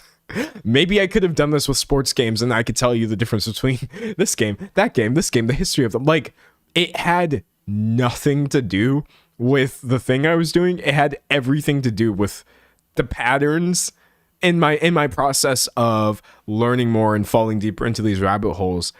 It makes a really easy for me, or a really familiar pattern, similar to how I think about other things. Because I do try to think about things like, not deeply, because that implies that I'm smart, just on a level that is pretty comprehensive, because that means that I understood it. So that's how I feel about my goofy little hyperfixations. Like, I'm not just I'm not just messing around, dog. I'm over here trying to experience the world the same way everyone else does. That's what I feel like I'm doing, even though like everything I just described might sound really odd.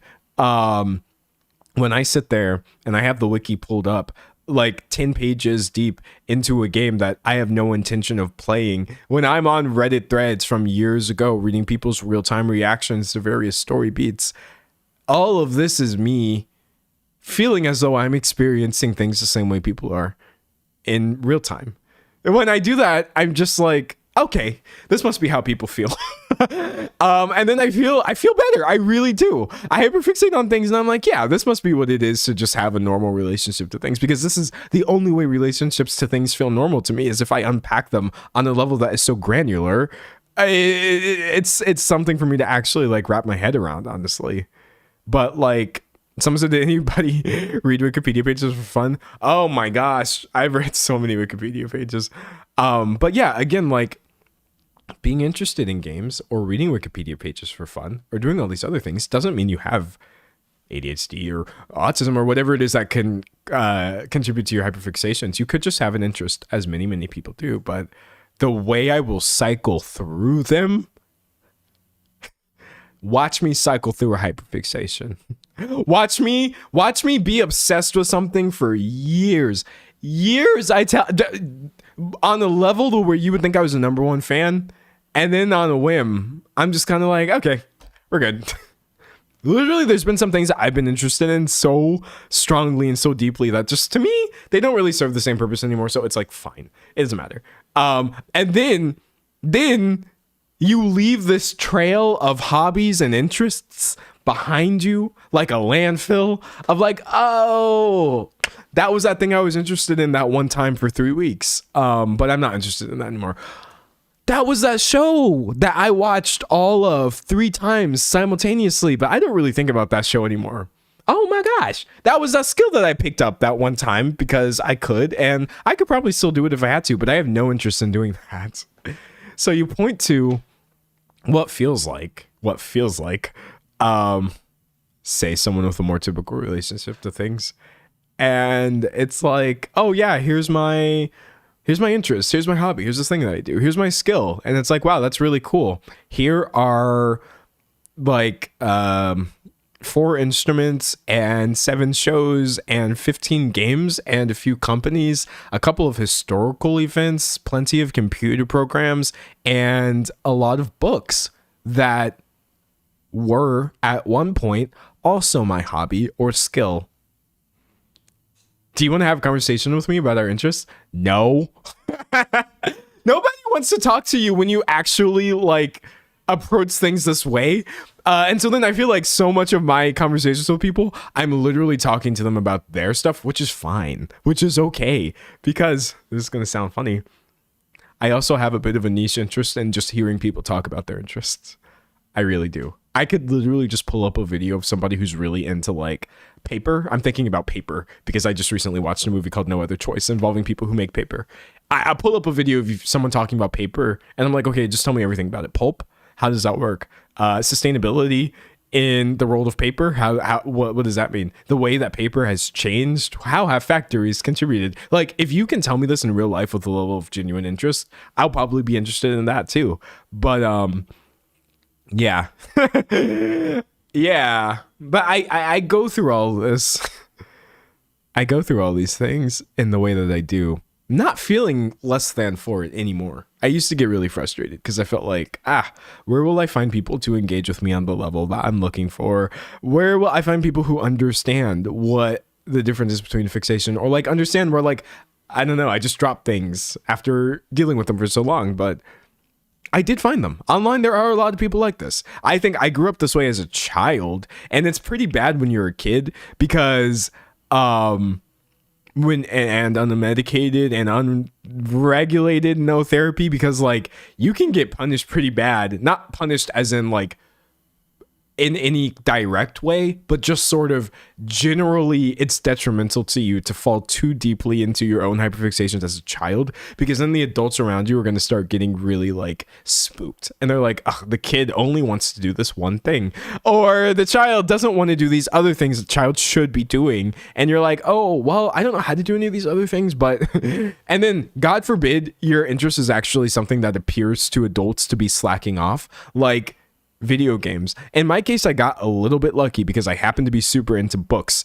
and they slightly aligned with academia, which therefore resulted in me going through this like fast track process of college early and all this, because everybody thought that I was smart, but really I was just temporarily interested in school as a fixation. But like me wanting to play video games for like 10 hours isn't necessarily just because I don't want to do these other things in my life.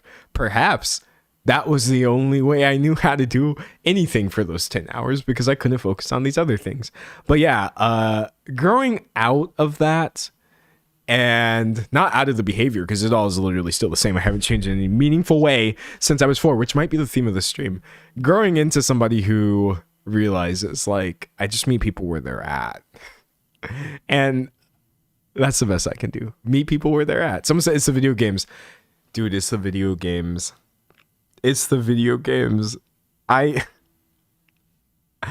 don't know. I never knew how to explain to my parents, for example, that like, I know it may seem like I'm just hunkered down, like stubbornly refusing to go outside or interact with other people. But what I need you to know, parent, there's nothing out there for me. Those people and those things outside, I don't understand them. I understand this holds up game, because at the end of the day, a game is literally just a system. It's just a logical system. That's why I love them. That's why I'll never stop playing them. And that's why that's the one hyperfixation for me personally that I've never, ever grown out of. There will always be some game or some series or some genre of game that I can just completely zone out, zone in, lock in, because like it's a system. It makes sense. Nothing else makes sense. This world is so frustratingly illogical. It's really painful for someone like me. I need things to be broken down. I need them to be explained clearly. I need them to be reliable. God, I need them to be reliable.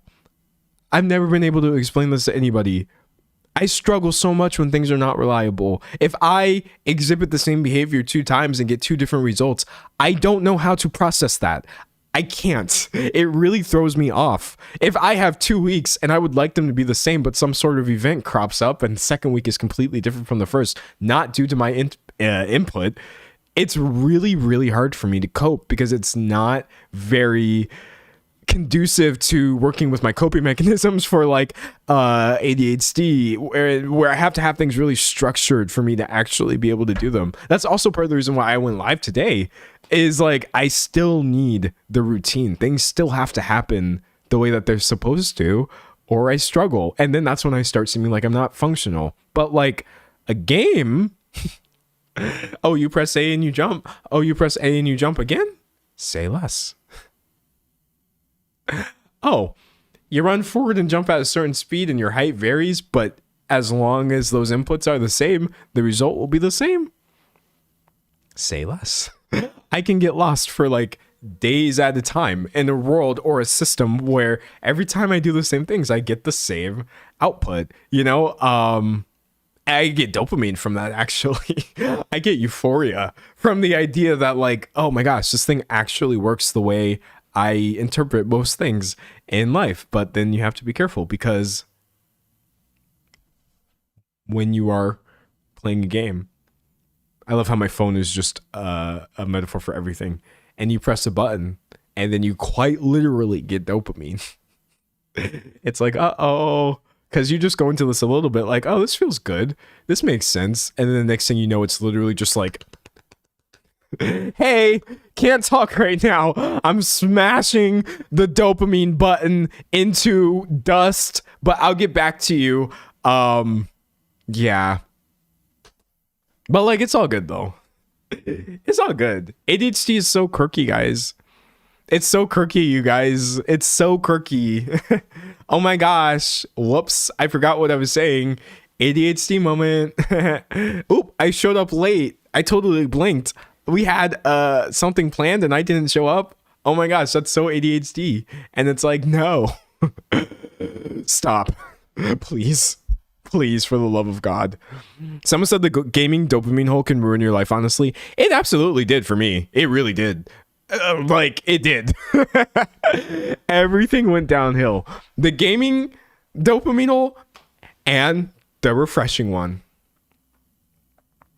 Let me tell you what the worst thing any designer, any web designer, UI, UX designer ever did for someone like me. For an ill person like me. You know how when you have a page open and you scroll down and then release it and you get your little loading bar and then it's all new posts? I remember, this is going to sound really old, that has not always been the case. That's not how websites used to work. Chat. This is such a destructive mechanism. I swear to God. I think more than anything in my life that I have literally struggled with, like, being addicted to. Addicted in the sense that it was affecting my life. It was messing things up. I kept trying to stop. I kept trying to block myself from doing these things, and then I would unblock myself and do them anyway. I would do these things instead of things I should have been doing. I would lie to people and say, yes, let's go do this. And I knew I was only wanting to do this. This is the worst. This was the worst one out of all of them. Out of all of them, this has been the single most destructive feature in my life. The ability to swipe down, hold, release, refresh, and all new things pop up.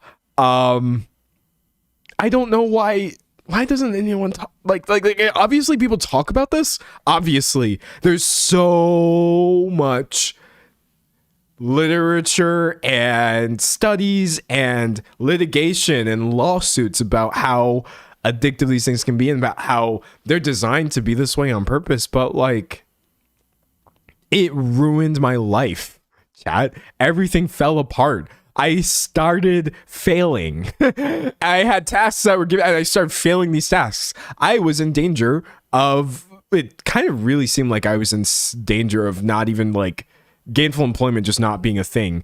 And I wasn't doing it because I was being lazy or whatever. Whoa, that was the worst one. That was the worst one. Out of all the other ones, that was the worst one. But thankfully, I really don't get my dopamine this way anymore. I swear. If you go on my phone right now, I'm gonna try to open Twitter. Oh, look at that, chat. It's not there. My apps are being green screened out. But yeah, it looks like I don't have Twitter on my phone. Okay, I'm gonna open TikTok. It is there. Why? Because when people send me TikToks, I want to be able to actually like open them instead of watching them on the web, because it just doesn't work. It's super broken. Let's do Instagram. Okay, Instagram. Oh, it's there. Why? Because I'd be talking to a lot of tattoo artists on there. I actually do need that one. But guess where I'm not? The Explore page. I don't use it. I just don't use it. I think it's still called the Explore page. Is that what Instagram's like For You page is called? Whatever. I don't care because I'm not on there. I literally do not use this app. And then this one might surprise some of y'all. This one, you really might be like, what? Hey, look. It's the YouTube app. Wait. Where is it? Why isn't YouTube on his phone? Because it's not good for me, chat. It doesn't add to my life in a meaningful way. You may also notice I don't have the YouTube Studio app either. Neither of those apps is good for me. I still watch YouTube, but I watch YouTube on my television nowadays because to me, it feels a lot more controlled. That to me indicates that I'm already in a space where I intended to spend some time just sitting down consuming content. I no longer have the ability to take any 30-second period of my life and just fill it with content because I don't follow anybody on TikTok. I don't really follow anyone on Instagram. I don't have YouTube on my phone. I don't have Twitter. I'm not on Tumblr.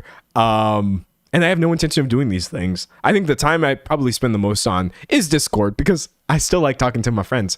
But like, I really just had to go like zero energy. And by the way, notice how Instagram and TikTok are still there.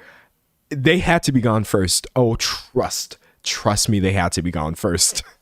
I had those apps off of my phone for maybe even a year, if I remember correctly, which is how I know it's so difficult to open people's posts when they send them to you if you don't have the app. And that is why I went back and reinstalled them, but only after a long period of also not having them, so I could train myself not to go to the feed. I open TikTok, I don't scroll because I'm not the one opening TikTok. It's usually through a link. I open Instagram, I go straight to, you do have to hit the Discovery Explore thing to get to the search bar. And then I go right to the search bar, look for the people I'm looking for.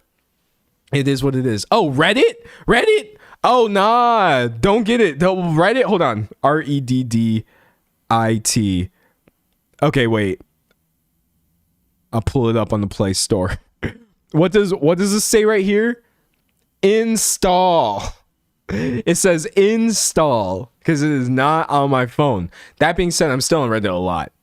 I'd be like, Reddit, insert tattoo shop. I want to see people's testimonies. I'd be like, Reddit, insert meditation of mindfulness. Think of Headspace as your mind's best friend. It's here for you whenever you need it, helping you stress less, sleep soundly, and stay resilient during tough times. There are many ways to use Headspace, and all of them... Why did my phone just like... I was on the Play Store trying to show you Reddit, and I was putting my phone down, and then I started getting like audio for this app called Headspace. What? The Play Store is like, dude, I literally hate the fact that every single platform, whether it's on your TV, on your phone, on your computer, wants to automatically start playing audio. Stop playing audio. I've said this before. Do you remember when it used to be considered bad design practice? If you go to a website and it starts blasting music or video without your input, like an old MySpace page, it was cool on MySpace. It's not cool anymore. But for some reason, we've all decided, no, we are going to have automatically playing. I can't believe this. Anyways, That completely like derailed me. But anyways, like, oh, also these like micro distractions for me as somebody with ADHD, imagine having like several, like maybe 100 of these a day. That's what it was for me on this app. It wasn't just that I was on Twitter refreshing, trying to see what everybody was saying or whatever. It was also like, guess who else wants your attention? This thing. Or like, oh, what is this an ad for? Or like, oh, you're going to get this notification. Oh, hey, try this, try that. And it's just like truly, truly remaining as unplugged as I can while still doing my job. That's it. My job is internet, so I am still internet, which I won't even say unfortunately. I don't mind it because I like my job. And I especially like streaming. But like right now, I don't feel like I'm being terminally online. It doesn't really feel the same, you know? Someone said they add up. They add up big time. Just little tiny intrusions in your thought patterns. And then I feel like I bring that into my next thing where I'm trying to work on something, and then because I'm expecting to be interrupted, my focus lapses. I'm just speaking for myself. There's probably no scientific basis for this, but literally because the experience of using a phone is so deeply interruptive consistently, and the rapidness of these interruptions, I find myself waiting to be interrupted when I'm outside of the phone. And then I find like, because of this, I can't focus as deeply. I can't focus for as long periods of time. I'm just always waiting to have to stop whatever I'm doing and move on to the next thing. Excuse me. I'm talking so much. My face is like, what are you doing? But yeah, no, like, so that doesn't help. So that doesn't help. Someone said I probably missed the section, but how do you stay up to date when you're not on social media much? Aggregation. Aggregation. In other words, the collecting of a bunch of stuff. I just go to places where I can get a bunch of stories. And then from there, I can see people's reactions to these stories. I can see what people are talking about. Granted, unfortunately, that does mean that I do wind up missing a lot of topics. Like, for example, if you ask me about the last like 4 or 5 TikTok dramas that happened, I don't really know.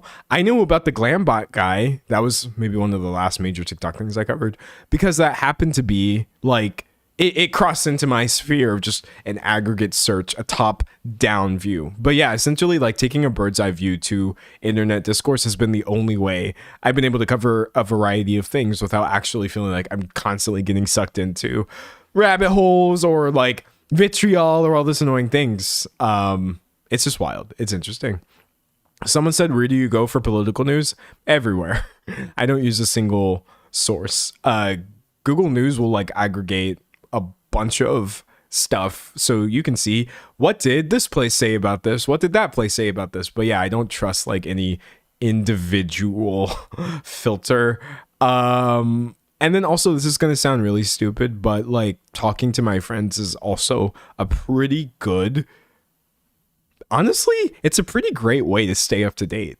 I know that sounds dumb, but listen, like my mom, for example, she probably knows about things that happen faster than I do. So, you know, your mom reaches out and says this thing happened, and I'm like, oh, did this thing happen? I look it up and I see it happen. Okay, bet, let's go off of that. A friend reaches out and makes reference to a recent assassination attempt, and I'm like, what? And then you see 3 hours ago, recent assassination attempt, and it's like, okay, cool, now I know about this thing. But yeah, I think like not being directly plugged into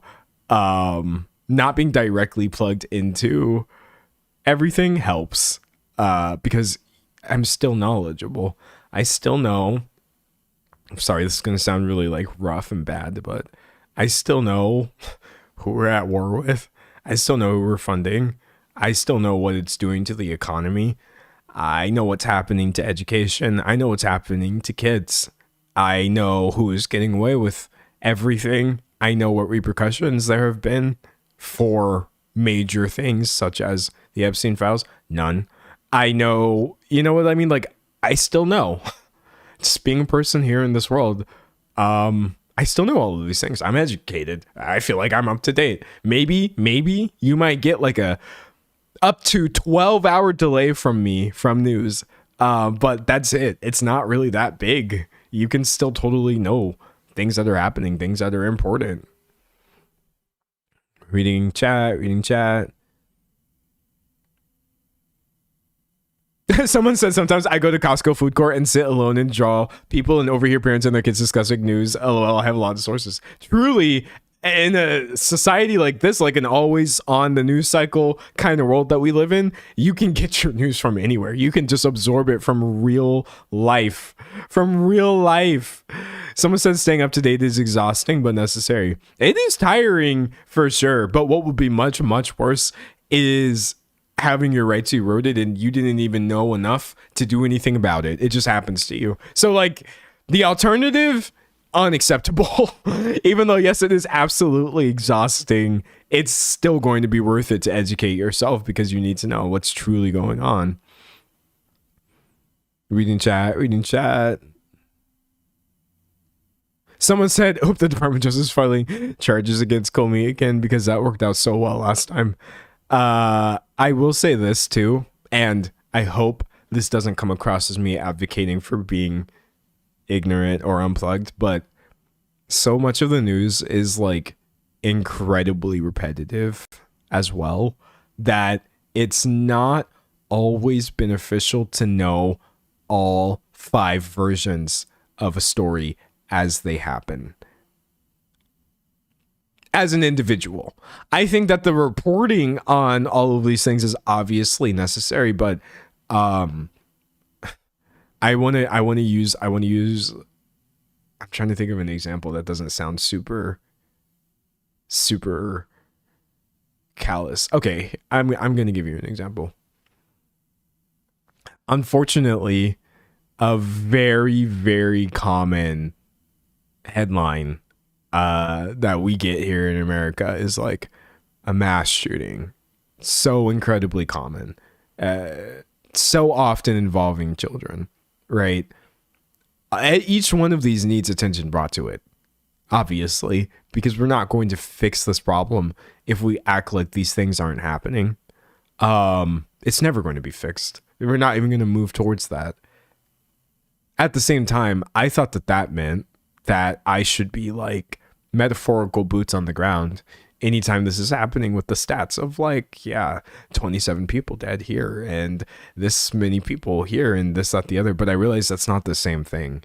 And I thought that by sort of like, I thought that any attempt at drawing back somewhat from the real time ingestion of this information was a failure on my part to acknowledge that we have a problem, but I've realized recently that's not the case. I do still, unfortunately, see all the same headlines that you do, and I know what is happening, but at this point, I am familiar enough with the details and patterns that, like, it's not always actually a good use of my time or enabling me to effect change by reading the details of every single time that this happens. Why? Because I myself am already educated on what is happening. I know that this is a problem. Gun reform is needed immediately. So I don't have to like keep really immersing in this specific strain of news to such a granular level. I still want to know when these things are taking place, obviously, but like that's one example of sometimes I will see news and I'll think back about the 5, 10, 15, 20 other times that I have seen this, and I will wonder, is there anything that I can do differently right now by approaching this on a more detailed level? If the answer is no, then effectively I literally can't do anything right then. So I won't sometimes. And I just think like we don't talk about this a lot, because if you start approaching this trying to say like, oh, I think you should click into less articles even if important things are happening, it sounds really crazy. But what I mean is like harm reduction is also important to yourself. I think we think a lot about like how to make things better and how to be effective and efficient, which is why we boycott, which is why we do all these other things. But like, you should also be doing this on a level for yourself individually. Otherwise, it's going to be really difficult for you to use the power that you have if you're run down and completely fatigued. So within myself, I do try to also approach each thing as like, is this going to cause harm to a point where I am less able to help? And if the answer is yes, I won't always click into those stories, you know? Reading chat. Someone said that's such a good point. I always feel guilty for not reading up on stuff, but you're so right. I'm already pretty informed. Another reading of explicit details isn't going to change or help that. Exactly. If you know that you are temporarily in the short term going to cause harm by getting into something, that responsibility that you feel also of being an agent of change so that these situations don't continue to occur is not a cancellation of your correct reading, that you do need to take care with the things that you are getting into on a detailed level. And that's something that I have really had to learn. I would always think like, oh, I don't know if I can read another one of these stories right this specific second. And then I would think, but we can't turn a blind eye, or, you know, we can't ignore every time this happens. And I realized like believe it or not, I haven't said it in 2 hours and 15 minutes. Multiple things can be true.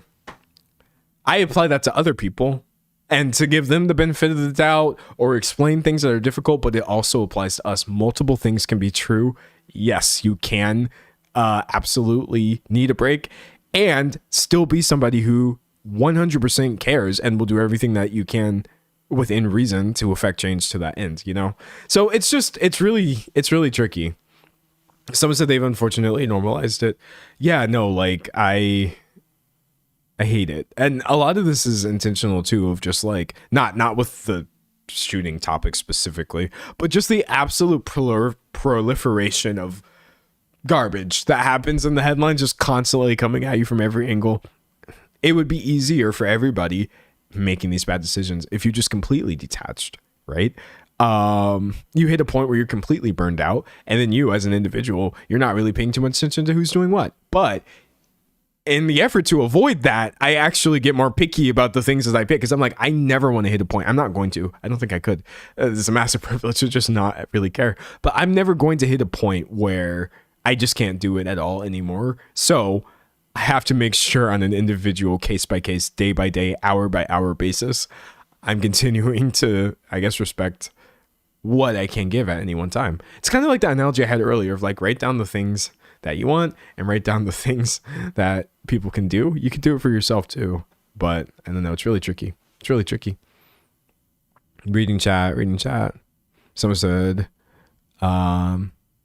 which is what the 1% wants you to feel. Yeah, no, it's so useful if you start thinking to yourself like, oh no, well, I just can't fix anything at all. So I don't need to know about anything that's happening. That's obviously not true. It's actually just not. That's not a logical conclusion whatsoever, but that's not the same thing, I guess, as taking a break if you need it. Reading chat. Some said, I feel like a lot of the people that actually need to read the specific details because they just aren't understanding the magnitude of the situation never will. Oh, that's a whole other thing. I agree as well, too. We're like, look at like who gets beaten down by this information. It's so deeply,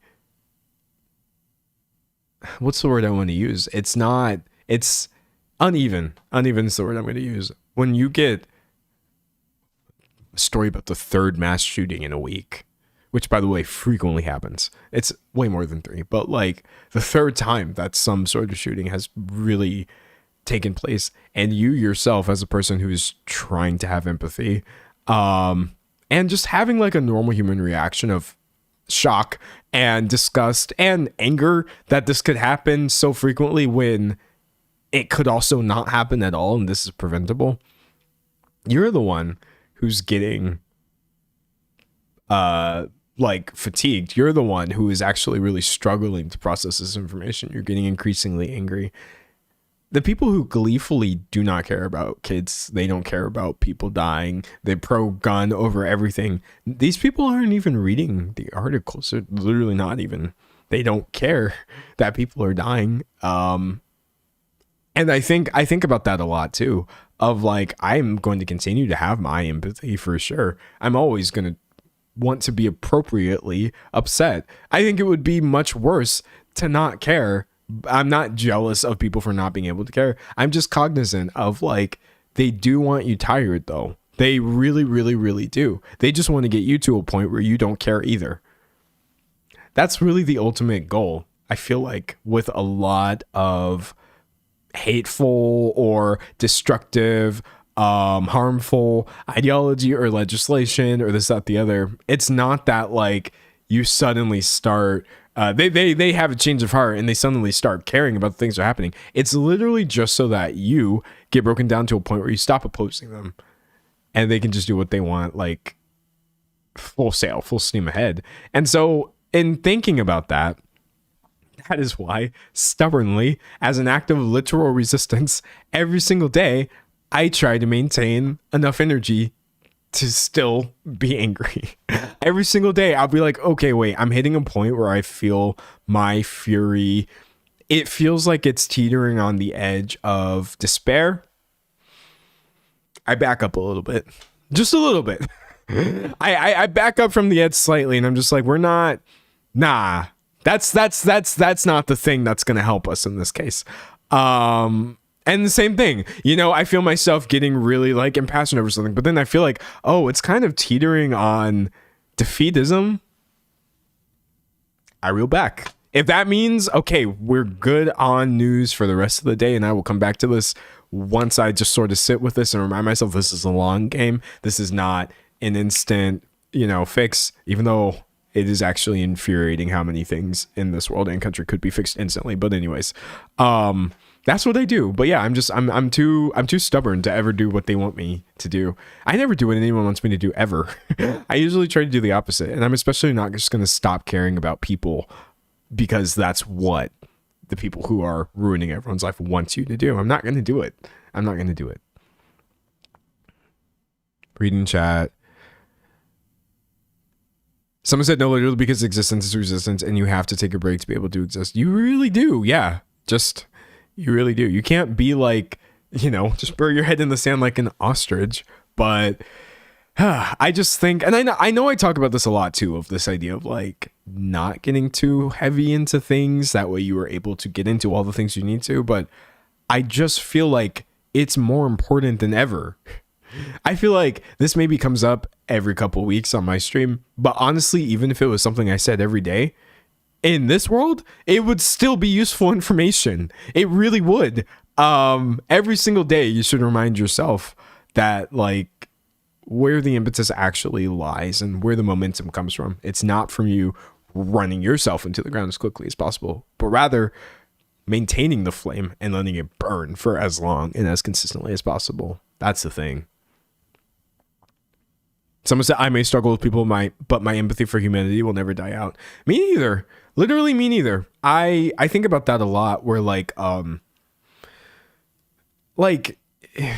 hope this doesn't sound philosophical or cringe because I don't know philosophy, but like evil as a concept is very real.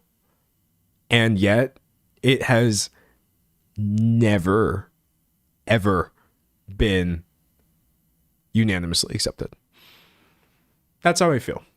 I unfortunately do believe that like evil is often the majority. Yeah. If not evil, then complicity or complacency or passivity that enables evil. So evil or the enabling of such has quite often been the majority when it comes to humans and our existence here on this planet. And yet it has never been unanimously accepted. There have literally always been people who don't believe in the status quo because they recognize it as a bad thing. And that is also a very human, that's a very human thing as well. That idea of like, no, I totally don't accept this for me and I don't accept this for other people because it's not right. Even if you're just one person screaming in a room where no one's hearing you, like that is also human as well. So I feel like because of that, I can never be the kind of person who's like, you know what, just give up on the whole thing. Humans in general. I mean, even though I'm not gonna lie, I do have my days, and I'm just like, ugh, why not an asteroid? We could be like the dinosaurs. It would be so fun. But I still do remind myself that like there is literally always somebody who in their heart believes things are right. You know what I mean? Someone said no, evil is not the majority. Okay, here. Let's open Microsoft Paint and I'll explain what I mean when I say evil is the majority. Because I know that just makes it sound like most people are bad, but I don't think most people are bad. I'm trying to turn on my computer, but it's not working. Elgato, no signal. D'Angelo, sign in. Okay, we're in. So. Let's say like, I don't know. This red circle right here is like evil. So, right here inside the circle, you just have your truly, I don't know how to zoom in. Whatever. Right here in the circle, you have people who actually are just realized just like right here on the screen. There's a little mark from where my camera is not even. Okay, there, I fixed it. You have the people who intentionally cause harm in order to maintain themselves, right? But I think the issue here is that this is actually not a very like sustainable size. Really, it's not that many people who are directly responsible for many of the things that are happening. And if we were to have a revolution, you might find that things start turning around very quickly. But however, how do I zoom out? This is why nobody uses Microsoft Paint. Okay, I turned the circle black and that's not what I wanted to do. Let's just say evil's inside this box right here, right? This big, actually I think the box would be much bigger. It's like this size. Literally. Everything inside of this box is the environment needed for evil to continue.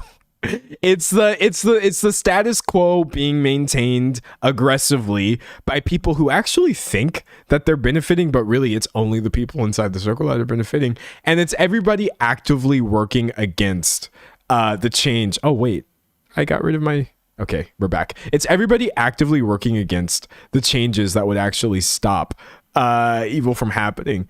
That's where I believe the when I say evil is a majority, that's what I think we have, a majority issue where, like, effectively, due to the aggressive maintenance of the status quo, the only thing that's ever able to flourish is the nasty stuff inside the red circle. And then what gets worse is, like, depending on...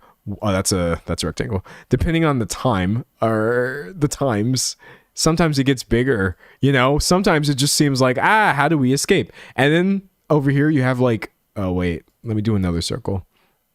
Over here you have good, right? Here's a good thing right here. And here's a good thing. Here's art. Here's, I don't know, things that people like. But then you have... you just have this getting bigger and bigger and subsuming the things that are actually good. And that's why sometimes it just feels like it's the majority. What would really be useful is if this bounding box on the outside got shrunk and fewer people were actually okay with the existence of the things at the center. And then I think we would be fine. I think we would be fine. And in the absence of being fine, there are other methods too that have worked at various points throughout history. But I can't advocate for any of those online. Anyways, someone said you have to actively fight against it. Yeah, honestly, like here, I'm going to switch this back. If we, the people, because I feel like most of us are mostly just, we're over here. Oh wait, that's the wrong color. Here, We're blue. We're over here just chilling out. Each of these are people, right? These don't look like people. These just look like demented scribbles. But anyways, if all of us actually were like started putting our energy this way and we all started looking at the center and we're like, hey, wait a second. Because there's a lot of us. There's a lot of us here in the big enabler box. And we started saying, wait a second. There's so many more of us than there are people in the red circle. I wonder if we could do something about that. Very, very quickly, I think the people in said circle would find that it's not possible for them to continue to flourish in an environment like that. But what you have to do essentially is persuade the masses that they don't actually have the power to affect that change. And that is mostly why a lot of times you don't see that happening, which is sad. But that's like one way of interpreting it. That's how I think of it sometimes.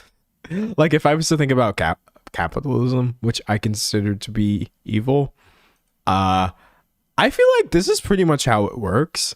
Now look, if you have any sort of like economic knowledge, or not economic knowledge, but like sociology knowledge or whatever, or you know more about, say, leftist ideas than me, and you think this is a really bad analogy, let me know. But from my understanding, this is essentially like a sort of, let's say, methodology for understanding how capitalism persists and how it could end. Because we are always told, essentially, nothing else can work. It has to be capitalism. Capitalism is the end all be all. It's the only system that works, even though that's not true. But it would work if we did not actually have this red circle right here. And I think the question of how do we affect that particular change is one for the ages, you know? Someone says socialism now. I'll take socialism yesterday. Someone say ants outnumber grasshoppers. Yeah, did none of us watch A Bug's Life as a kid? Honestly. But again, it's like, it's still easier said than done. We're also disenfranchised and prevented from using the full extent of our power intentionally. So, you know, it's tricky. It's bad. Someone said capitalism isn't inherently evil. Evil people make it evil. I guess capitalism as it's being currently implemented is evil, yes. But then we're getting into some trickier things here where I think hierarchy in general is flawed. So I don't ever really see capitalism as being able to be good as long as there is hierarchical structure to it. I certainly don't think capitalism could exist without class. Yeah. No. and as long as that's a thing, I think I would still totally label it evil, regardless of whether the people within it are benevolent or not. Reading chat. Someone said, I remember learning all this stuff thinking we just need everyone to learn this message and they'll see how bad the system is. And boy, was I in for a rude awakening. Someone said you missed the couple million armed forces surrounding the inner circle protecting them. Oh, no. Yeah, no, hold on. Let's get a little bit more realistic. How do you make the... Okay, there we go.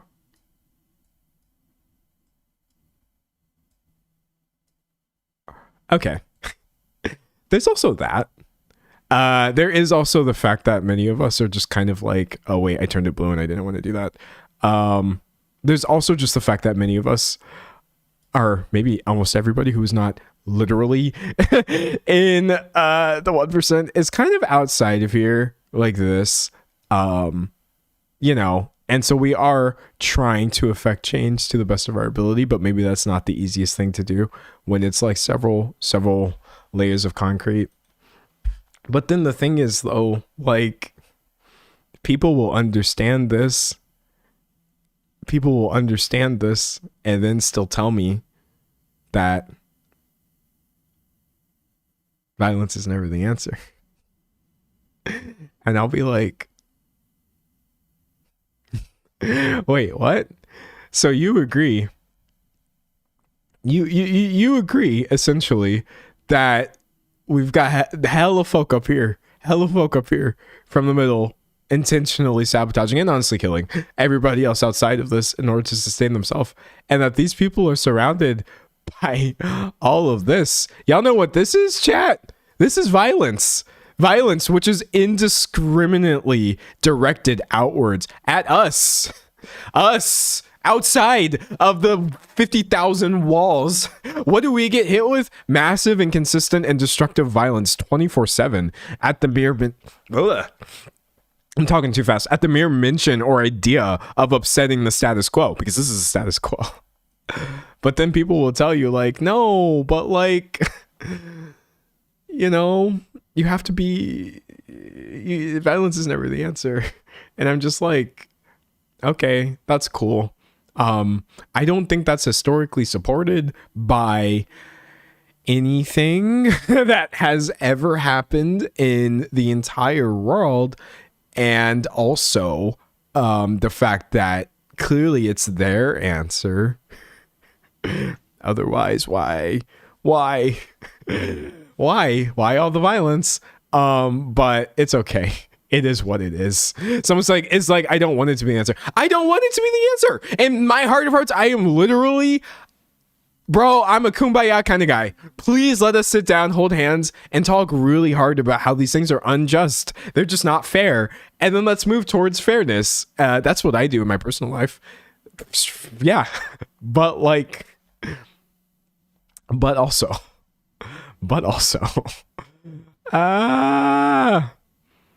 someone said we literally treat people worse than objects in some ways. Yeah, we do. We treat people worse than objects. We treat people worse than pets, which pets should be treated well. They really should. Animals, all animals should be treated well, but like, it's wild. It's truly wild. But anyways, do you know why everything here is a square? Except for the circle, but just pretend that's a square. Because I'm talking about Minecraft. Chat. Everything I just said is in Minecraft. If I'm saying violence, I don't agree that violence is never the answer. I'm talking about in Minecraft. If you're doing like a run and you're trying to get to the people in the center of the Minecraft castle, sometimes you have to tear some things down, obviously, in the video game Minecraft. But in real life, obviously, peace is always the solution. It just happens. You just wish hard enough for it, and then the bad people will suddenly start doing the right thing.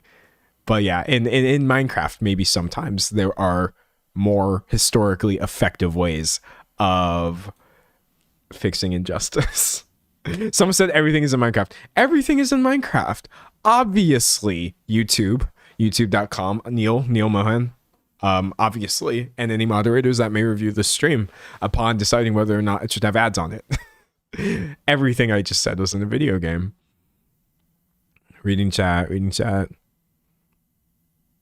Someone said hypothetically, of course. Someone said violence is not the answer, but the Enderman keeps stealing your blocks. Yeah, no, Also, I'm not going to lie. I've said this before and I'll say it again. I will say it again.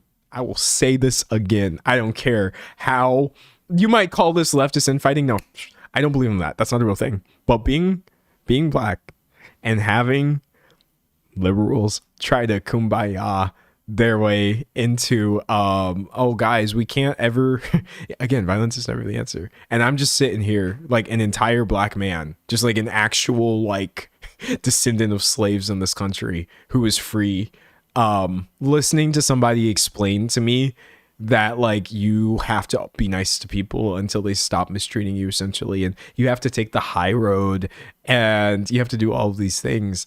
And I'm just like, wow. Okay, tell me more about this. But people really do think that like because Martin Luther King Jr. said anything peaceful ever, which he did say a lot of peaceful stuff, and he also said a lot of things that were actually very deeply critical of many of the other structures that are still in place. We have absolutely not achieved Dr. King's vision of peace by any means. They think that because we all learned in Black History Month that you just march, you march, and you show that you're really mad by like not giving up your seat on the bus, and you let these things happen, eventually people will just kind of realize that maybe this is wrong, and then things will get fixed. Brother, that's not what happened. That's not what happened. And I feel like the ultimate argument against this, I'm sorry. I'm sorry to go there. I'm actually literally sorry to go there.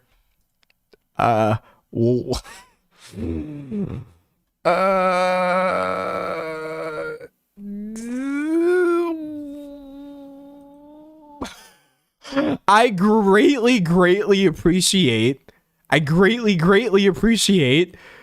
Martin Luther King Jr.'s contribution to this world, without which I wouldn't be here, obviously. But this is also the story of somebody that ended in violence. It's just so farcical to act like you have to be nice to people all the time, even when they're mistreating you, and then things will magically be better. No, that's literally not what happened. Why do we just kind of in school gloss over the part where he was literally murdered? I feel like I've always had that question mark in school where I was just like, wait, what? So like you do organize people peacefully and non-violently, and you take it to the streets and you do all of these things. Oh, and he died. But like, look at this beautiful world we live in now where there's no more whites only signs. And I'm like, woo, I need you to scroll back to the part where you said, and then he died? They killed him? Okay, pause. I don't think my elementary school version of US history was very accurate. But we do that a lot. We do that a lot in the United States, and it's pretty bad. We do the same thing with, gosh, sorry. I'm literally just thinking about how disrespectful and distorted this is. But we do the same thing when we talk about the people, indigenous people who lived in this country, Native people. We literally teach our kids that, like, yes, people showed up from over there. The first Americans had to show up to greet the people who are already here. Okay. And then we all held hands. And we're really nice to each other. And we exchanged. We're like, oh yeah, you teach us how to live and we will teach you. By the way, don't look too closely into what people say we taught the people who are already here, because it's actually like crazy white supremacist levels of like, oh, we just showed up and like fixed the savages, like literally insane hate speech that we're being taught in school. And we never hear words like genocide or, displacement or things like that. Yes, it is kind of presented to us as like, yeah, I mean, they used to live here and now they kind of don't, but I don't know, like we discovered the land. It's literally crazy. And then chat, if you're ever wondering to yourself, like, how can somebody be... Sorry, I don't even know if I should say this on the live stream because I feel like this is a crazy statement. But if you are wondering, how can somebody turn an eye away from like genocide? How can you deny that this is happening? How can you be okay with it? Because they taught us to do that when we were 5. That was the first time I learned that essentially you should not call a genocide a genocide.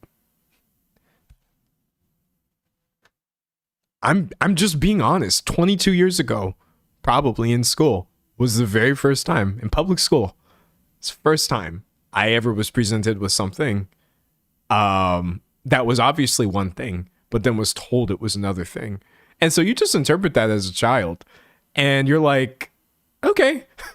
And then you move forward and now you see these other things happening, but because you're letting other people tell you lies and tell you, oh no, it's not this, it's not what it looks like, you're literally, it's not just that you're actually being obtuse, you're literally falling back on things that you have believed since elementary school, the lie of this country and the way that it happened, and you apply that to these other scenarios, and you're like, okay, well, I guess that this isn't that either. This must be something else. This must be complex. This must be. And so I know for myself, I really, really had to unpack that, because that was really beating my behind for sure. Someone said indoctrinated since we were babies. Absolutely, since we were babies. But yeah, no, like Wikipedia accurately labels this page the myth of the first Thanksgiving, which is a mythologized retelling of a 1621 harvest feast by the Pilgrims in Plymouth, Massachusetts, as the foundation for the modern Thanksgiving holiday. It's also called the Thanksgiving myth. This description of events has been criticized by both indigenous peoples of the United States, oh wow, the people who were actually there, and academic scholars for how it obfuscates history. We learn this in school. If you are not, like, maybe not familiar with United States education, because I know some of y'all may not be. Some of y'all may not be. I have a lot of people watching from a lot of places. I'm telling you, we learned this in school, and they did not say it was a myth. They literally said it happened. They said it happened. Everything on this Wikipedia page that you're saying, no, academic scholars, no, like descendants of the people who were actually there, like everybody is saying this literally did not happen this way. They literally told us it was true. And I believe that it was. I literally did. Why would I disbelieve something that I was taught in school? Which I know is I know that's a crazy thing to say, but like when you're 5, that's not really that crazy at all. And then you constantly keep celebrating this holiday and all this other really weird, really warped stuff. But yeah, no, like, look at this. Historian David Silverman describes the myth of the first Thanksgiving as such. The myth is that friendly Indians, unidentified by tribe, welcome the Pilgrims to America, teach them how to live in this new place, sit down to dinner with them, and then disappear. Heavy lifting from those 3 words right there. But yeah, no, like, deeply odd, honestly disturbing and distorted view of history that we get taught as kids in America. Yikes. Yikes sounds really dismissive, but like, whoa, oh no. Someone said, I think it's so dependent on your school district, which is crazy. Yeah, okay, I will say maybe there are places where this is taught accurately, thank God. But in the South, oh, not one of those places. Not my school, none of the multiple schools that I spent time in. Someone said they also taught me that in our French school in France. Dog. That's so bad. That's so bad. Oh no. Like this lie making it overseas is just not a good thing. Absolutely not. Someone said education is the first step to keep the oppressed. Yeah, it's not just that we are uneducated. We are miseducated intentionally. I think being uneducated, that's actually a lot easier to deal with because you can then educate yourself. I think I'm uneducated about a lot of things. Other people's cultures that maybe I've never seen before. I'm not educated on those things, so I have to learn, right? Aspects of the law and things like that. I don't know everything. Certainly not to any degree that, say, someone who studies these things can tell you. But what about when you've been miseducated? That's a lot harder because then you're not just filling your brain with new knowledge. You're literally having to actively dismantle the garbage that was there first to make space for new things, which are incongruent with what was already in your head. It's actually, honestly, an impossible task for a lot of people. Clearly, as evidenced by gestures to everyone around me. And obviously it's not everyone. Like, I'm certainly not surrounded by people who believe these things but yeah, no, like it's so painful. Someone said we got to unlearn so much, almost everything. Gosh, it's a mess. Someone said the difference between how it's taught in Western countries versus everywhere else is wild. It's beyond wild. Drink some water.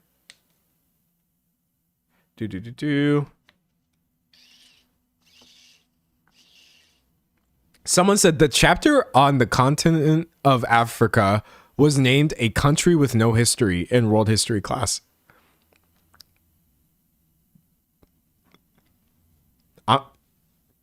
So y'all got to Africa in world history, in which you should be learning theoretically about the world, even though it's here we get a very Eurocentric view of world history.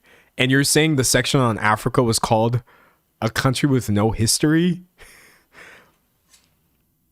If that's not telling you the erasure, the actual erasure in our minds as students of other places and other cultures, I don't know what does. This is why we can be or are the way that we are, why we have the reputation that we do in other places. Because, like, that's insane. That's literally insane. With no history is crazy. What do you mean? They have more history than our briefly existing union here in the United States. Reading chat. Some of the African borders to this day baffle me. So do the state borders are so unnatural. Oh, almost like borders in general are not natural. But anyways, don't tell that to the right people. Some of Africa being called a country is insane. Yeah, that too. Just like, what do you mean? What do you mean? Some of that's disgusting. It very much is. Yeah. No, all of it is intentional though. Like, even I've talked about this before too, but like, okay. Now we're getting into that one friend that's too woke, but I'm gonna say it anyway. Images. God, this is wrong picture. This is literally just such a good picture. But even the rearrange or the collapsing of America as an idea into this country, which is not called America, I still feel like does a lot in the brain of your average American, including me, which I actively have to work against. United States, Wikipedia. Yeah. So like the fun thing about us is like, yes, obviously we are known as America, but we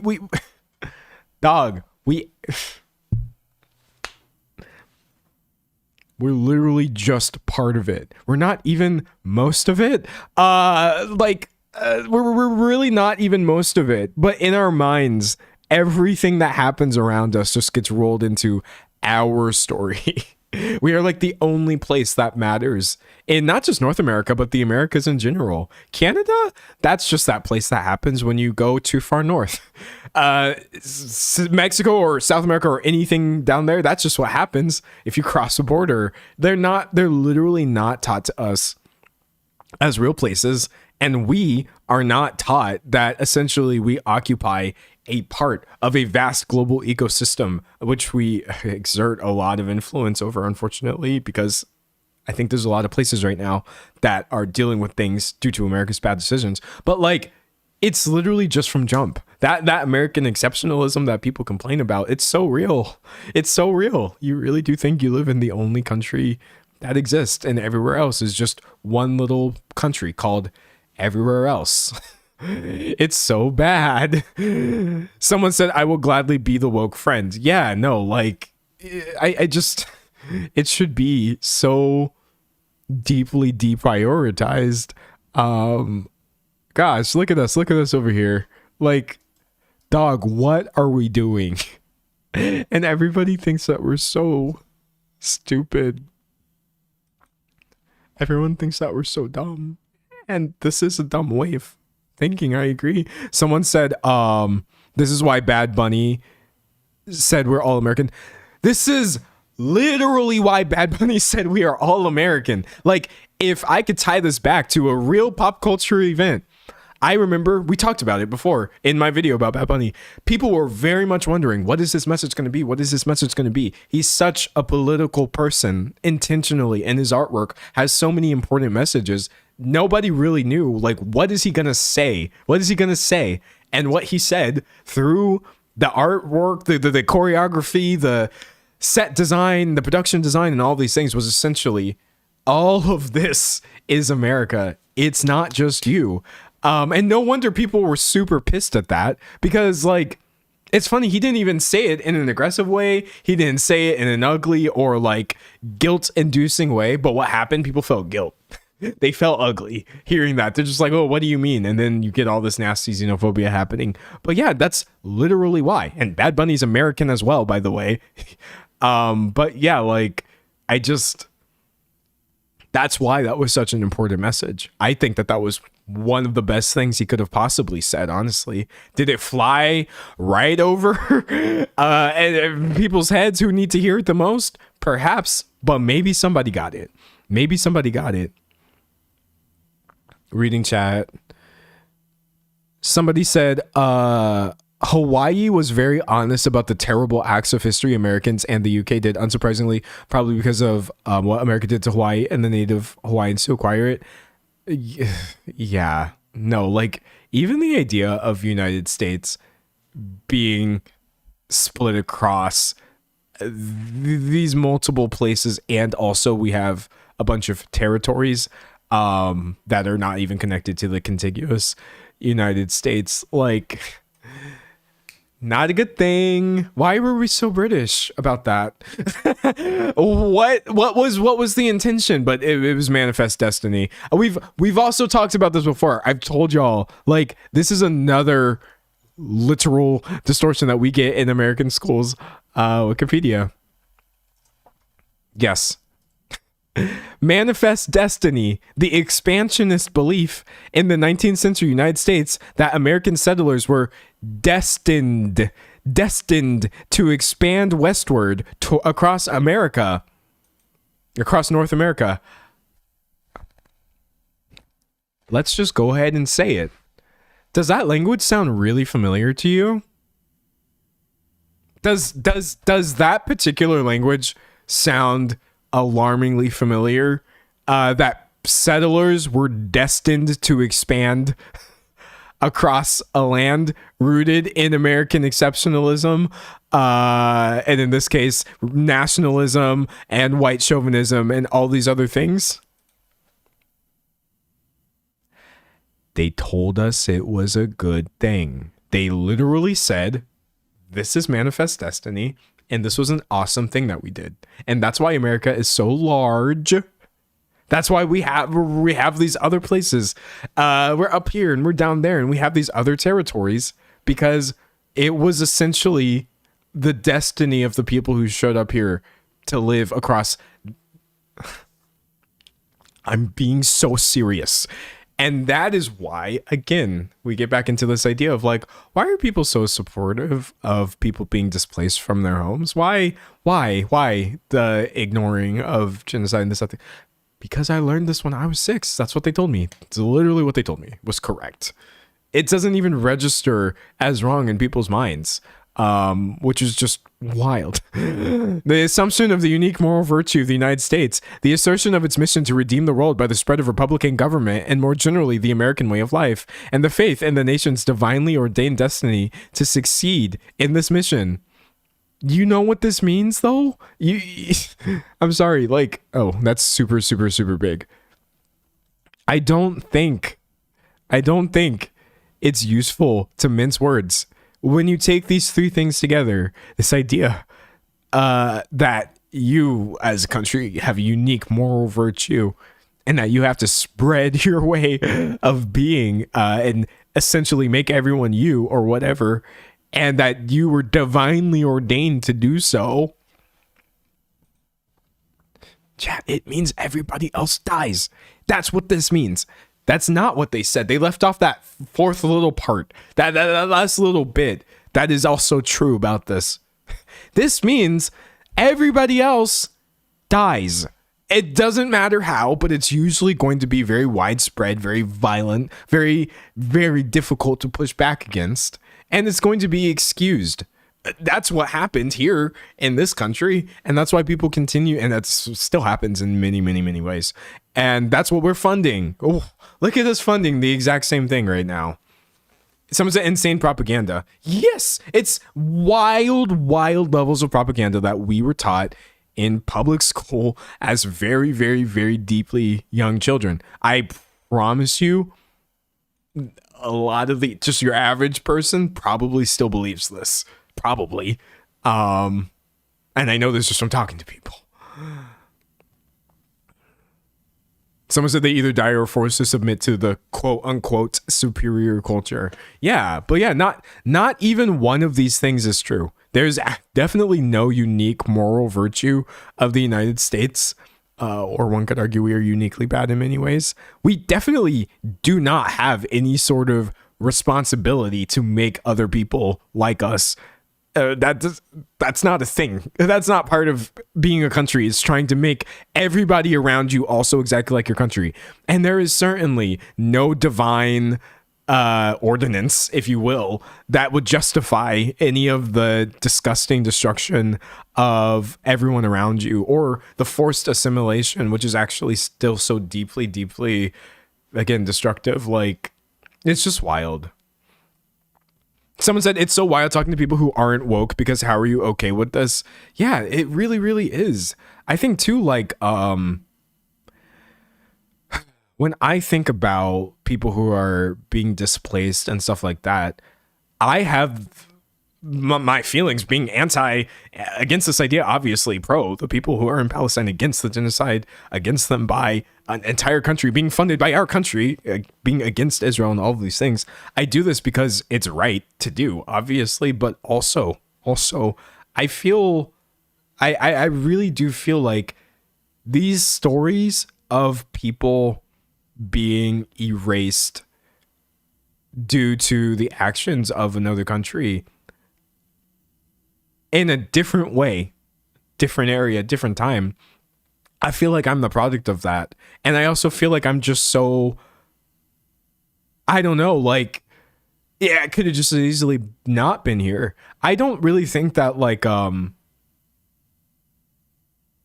don't know. I don't see a lot of people talk about, like, me, Black Americans being, like, a displaced people per se. But you know, Chad, I do feel that way. I really do. I really do. Objectively, my ancestors were displaced. Otherwise, I won't be over here. I'd be over there. I wouldn't be here. A lot of horrific displacement had to happen for me to be where I am now. And just because things are better now, some say we are displaced people. Or at least that's how I feel. Maybe somebody will use like the words or the specific meanings to be like, no, Black Americans are not. We're not displaced. But I'm just like, okay, but like quite literally, I feel as though any chance I had of actually like living where my people were from was forcefully, violently, and lethally stripped away from my ancestors. And now I'm over here in a place, by the way, where I literally also do not have the same rights as everybody else, just due to being a descendant of my own ancestors. Where, yeah, like on paper, free man,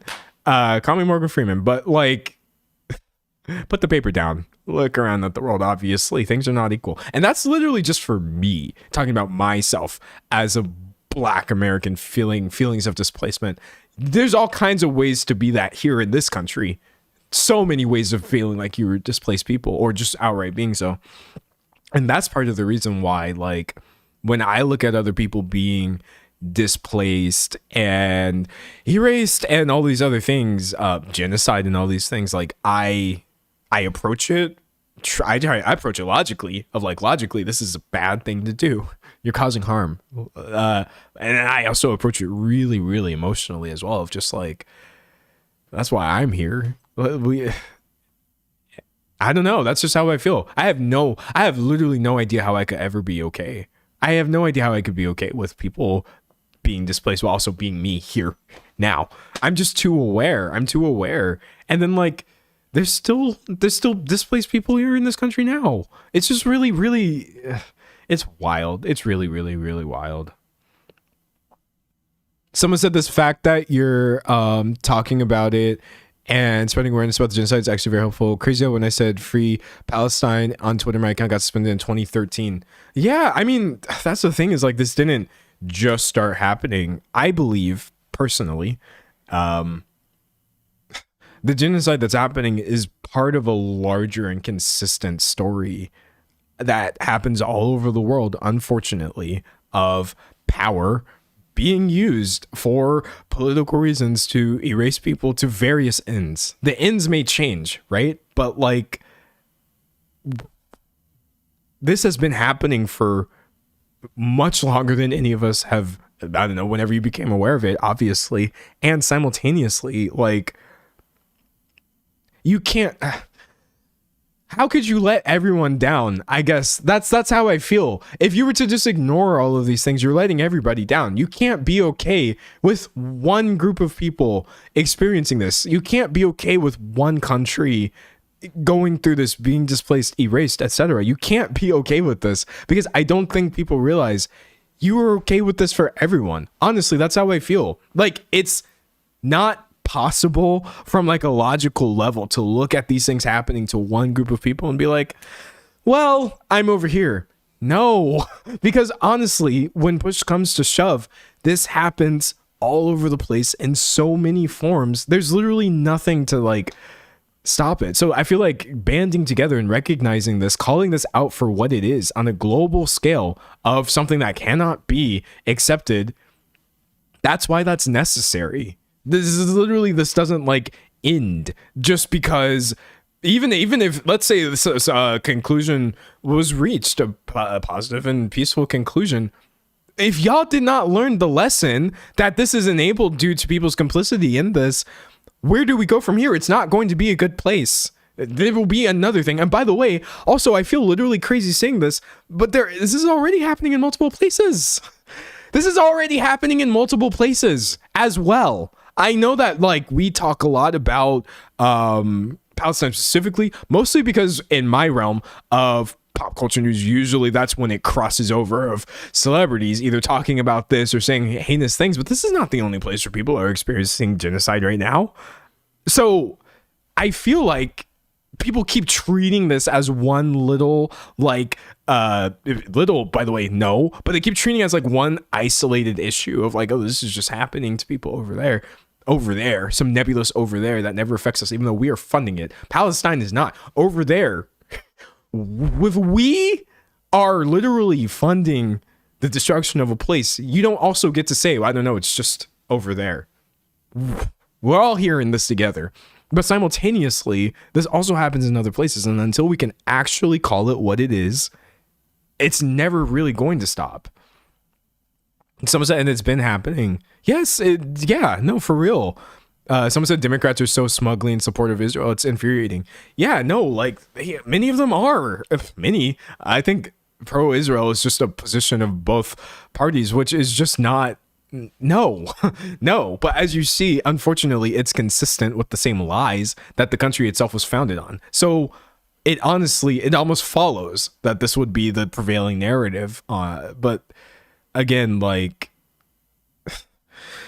just, you got to call it what it is. You have to call it what it is. And you can't let people like guilt you into not calling it what it is or guilt you into being okay with the funding of this. None of this is okay, obviously.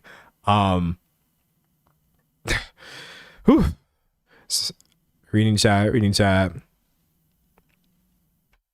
Someone said USA is very USA centric. Yeah. And I'm doing all of this from what I can over here. I know I'm still literally completely filtered through a US centric lens. I'm trying to be more engaged of, everything else, but like, yeah, it's just a mess. I literally don't understand how people lack so much empathy. Like, you learned it, tough stuff, unlearn it. People are literally dying. Yeah, it's not an excuse. It's just not an excuse. It really isn't. I'm gonna be real with you. If you're American, you started off with the wrong opinion. You probably did. None of us was born here. Wait, that's not what I meant. None of us was born into a system that actually taught us the right things. And yet, look at all of these Americans who are going to these protests by the millions. The millions, by the way, I feel like people do not talk about how many protests are actually happening here in the United States, both on a really large scale and also a bunch of smaller scales.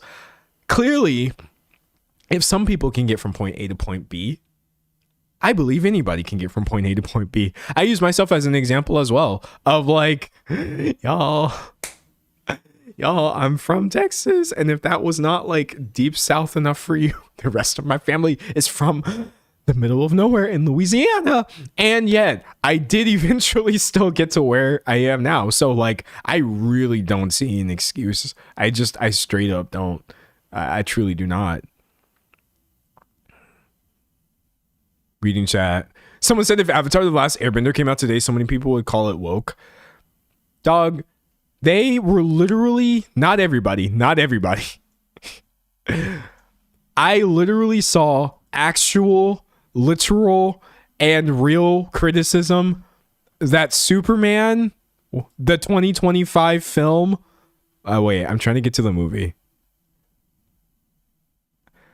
was woke. Because they made Superman an immigrant now. Not everyone had this opinion. I don't think it was a majority opinion, but it literally cropped up in multiple places, enough for me to literally see, like, oh, even Superman is woke now because they made him an immigrant. Oh, they're trying to use this as an analogy that he's from this other place. Yeah, duh. Literally, you're so right. Like if Avatar The Last Airbender came out today, it would just get written off as like, oh, they'd probably be mad first of all, or like, let's be honest, anti-woke people would be mad. That is a cast full of that is not centering white characters in any way. And they would be mad about all the themes that are in it because there's a lot of themes about diversity. I think Avatar The Last Airbender also has really great themes about like unpacking misogyny is a pretty blatant plot line. There's also like there's so much stuff in there that would just get labeled the show like woke agenda trash, which is mind-boggling to think. Someone said, what do you mean, bro? It's literally from another planet. No, you know what? I'm just gonna say it. I liked this movie.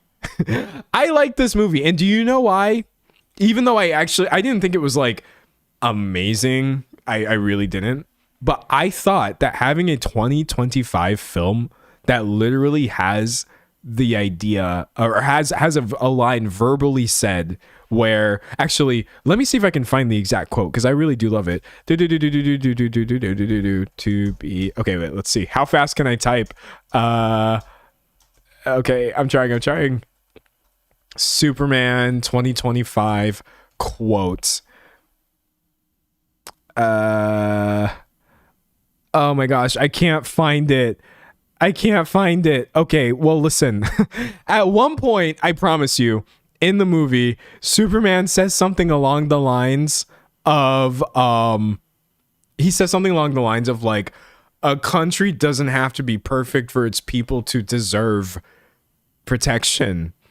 And I was jarred. It was jarring hearing something like that in like a really big popular mainstream film. I was like, do you want to run that back? I agree. I think people have been saying this forever because anytime that you try to argue that maybe people don't deserve to die, the first thing that you're going to hear from the other side is like, oh yeah, well, what about? And then they'll just start giving you reasons for why actually they think people should die.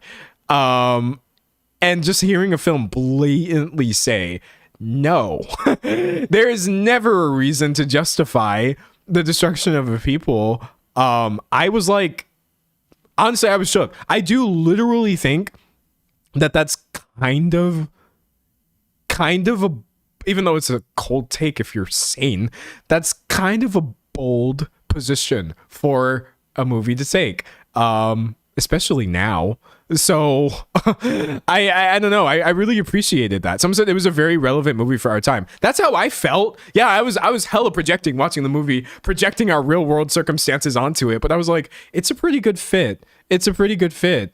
Someone said Superman saying he is as human as anyone had me sobbing. Dude, it was a good movie. Listen to me. I feel like the more time passes, the more I think to myself, like, this is a great movie. This was a really good and necessary thing to happen in theaters. The only things I didn't like about it was just me having vague, like, superhero fatigue. I'm going to be honest, chat. I've seen too many of these movies, but like thematically, I thought it did what Superman movies should always do, which is figure out how the timelessness of this character applies to the modern day. Superman is quite literally always a woke mouthpiece for important issues that do affect people, and you can see yourself through this story. And I feel like it was done pretty well. They didn't chicken out and just try to make it some sort of really vague thing. I don't know. I liked it. Someone said Superman was absolute peak. Dog, the more I talk about this movie, the more I keep bumping it up. I'm like, no, this was a great movie.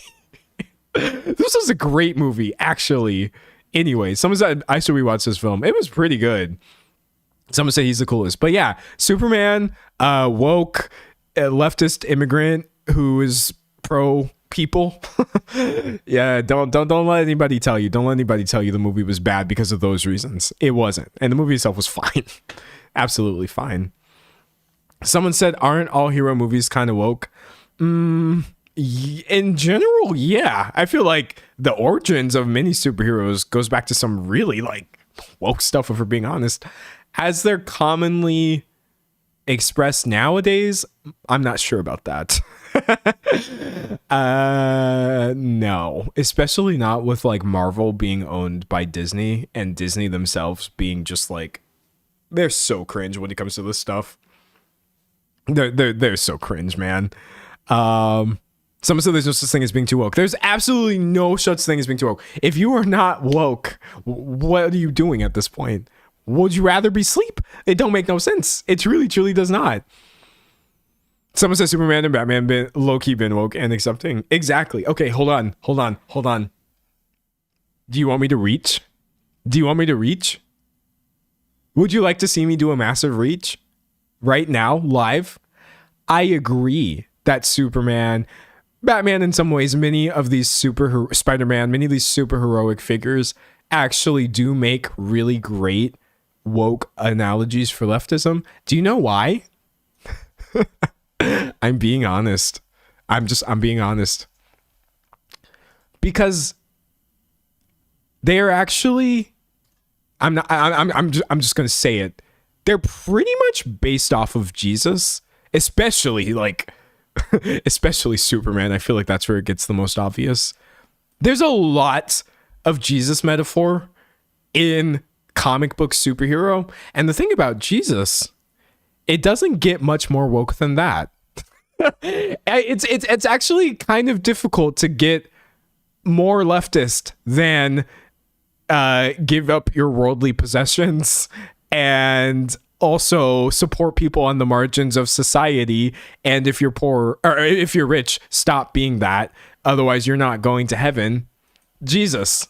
And that is why I feel like when you take that level of approaching like stories and you try to do a character who's like very like, they're going to sacrifice themselves for everybody because they have something good in their heart. Yeah, that good thing that they have in their heart is called being woke. That's what's in their heart. That's what was in Jesus' heart.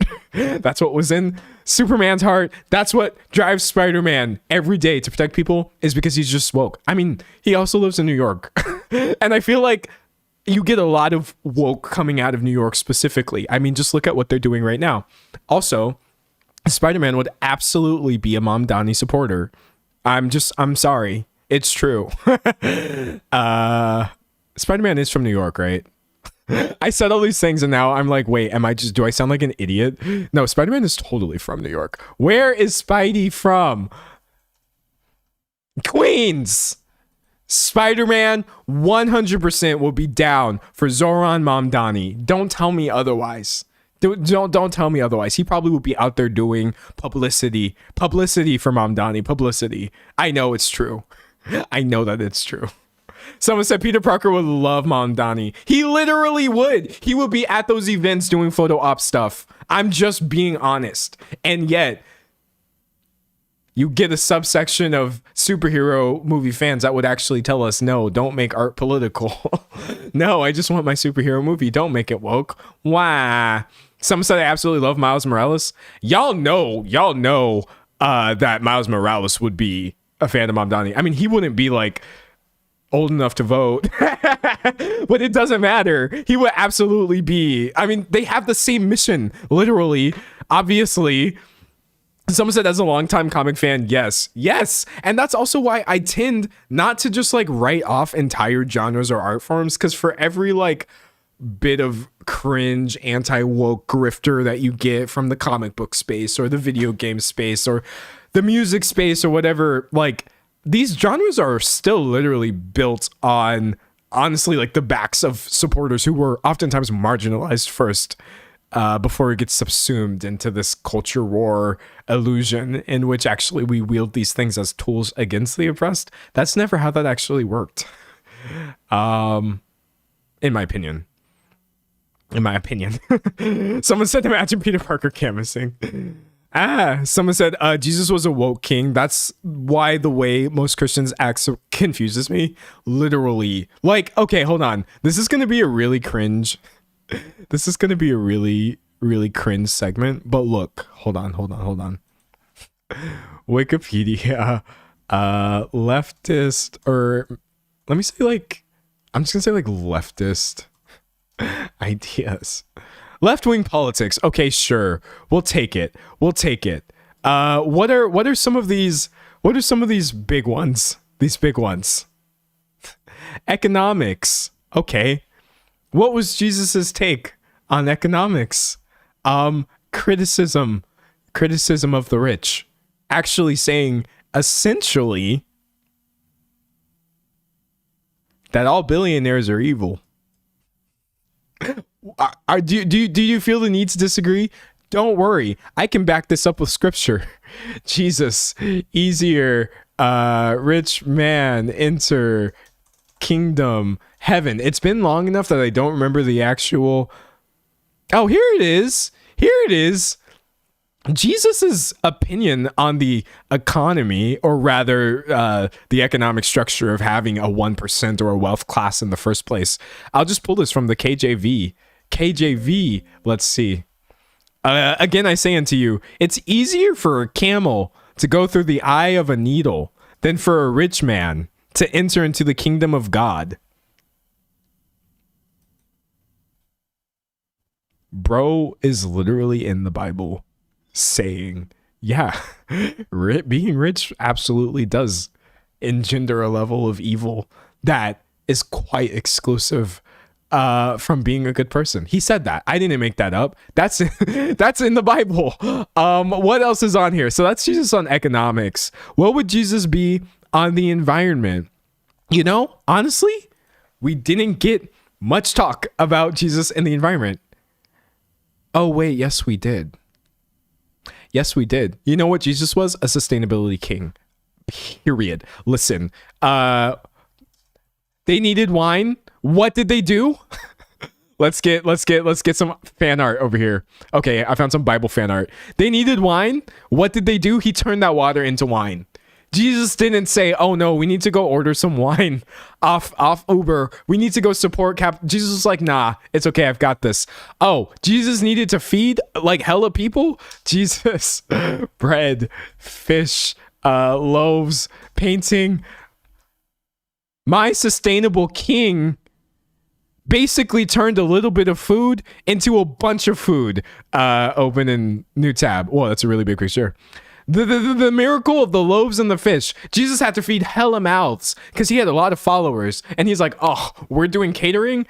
Don't worry. We don't need to go use resources. Here, I'm going to use my Bible power to turn this food into more food. I take that as a sign that we should be sustainable instead of always just jumping to overconsumption. And that in turn would help the environment quite a bit. What else we got in the Bible?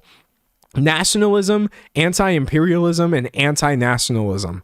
I have not read the Bible recently enough to talk about any of these things. And then religion. Okay. Everyone has their weak point. I do think likely Jesus was not accepting of other religions, seeing as he quite literally did believe that he was the son of the one true God. So we may disagree with him on this one point. we may disagree on this one point, but yeah, social progressivism, counterculture. Don't get me started on Jesus and counterculture. Literally, he would go hang out with people who were on the margins. Let me see if I can find that. Jesus hanging out with sinners. Yeah. It says right here, while Jesus was having dinner at Matthew's house, many tax collectors and sinners came and ate with him and his disciples. When the Pharisees, the religious people, MAGA, saw this, they asked his disciples, "Why does your teacher eat with tax collectors and sinners?" People were literally like, "Ew, Jesus, why are you touching the gays?" And Jesus was like, "What? These are the only people I want to hang out with. What are you talking about?" So yeah, essentially treating people who are considered to be sinners or whatever, and also the poor, that as well. There's a lot in the Bible about Jesus interacting with people who are deeply like poor, destitute, and seeing that actually people in society who are poor are actually like on average giving way more of themselves to the society than anybody who's actually rich, even if numerically that's not supported. Yeah, no, like he was literally just so he was just so woke. So woke. Someone said he was pretty conservative in many ways. Yeah, I think Jesus was a product of his time. I do think like would he, as he exists now, or as he existed then, I don't think he would be out here being pro, let's say, gay or anything like that. But I do think that if the very same person spawned in this environment and was a product of this time, Jesus will be the wokest person you know, truly. Oh, and by the way, you'll never guess what happened to him. Spoilers. Sorry for the spoilers, but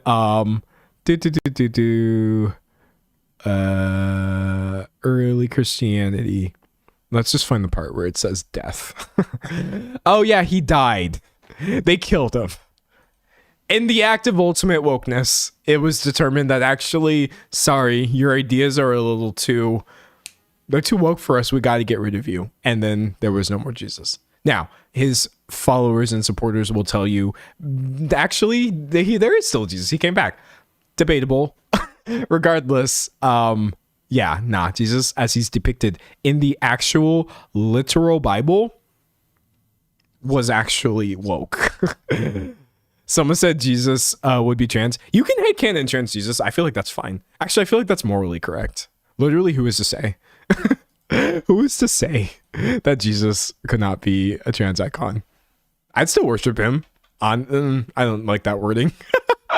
But I would. I'd be like, a religion around this dude? Period. Someone said, I joined late, but I realized I might be a lesbian. Bruh. Why? I mean, that's good, but that's an interesting... How did you come to this realization? Maybe it can help somebody else. Someone said Jesus is they, them. I agree with that too. Jesus is also they, them. In fact, Jesus could be both. Trans and they, them, literally. I laugh, but I'm being so serious. I could not be more serious right now. Someone said he was the friend that's too woke. Literally, Jesus was that one friend that's too woke.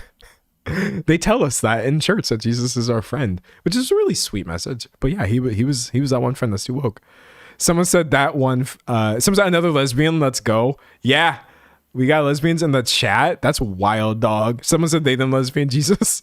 Let's go. Someone said, welcome to the lesbian squad.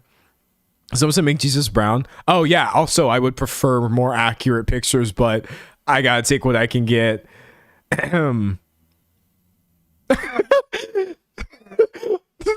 Sorry. Someone said Jesus is they because they fed them, which...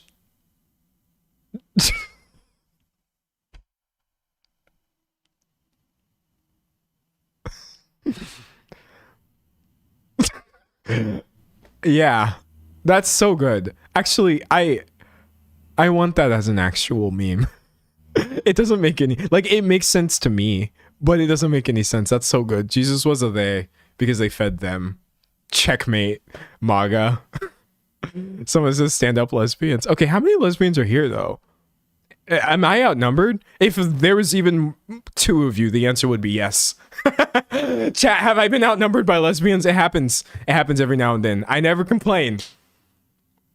Someone said the puns are what will get you. They really will. I don't laugh at nothing except a silly, just goofy pun, honestly. Someone said, are lesbians the core consumers of commentary YouTube? We're everywhere. Y'all are everywhere though, for real. Like, are there any truly like lesbian free spaces on the internet? Or will there always be some in the woodworks, like running things? That's what I want to know.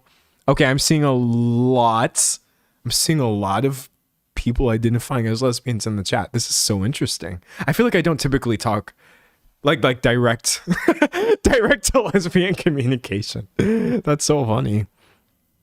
Someone said I'll always be lesbian at heart, but I'm agender pan now. Let's go. Evil lesbian here? Heck yeah. Someone said the Bible. Bi is in the name. Someone said bisexual here. Let's go. Make the poll. Maybe later I'll make a poll. We'll just see how many people here are rocking. You know what?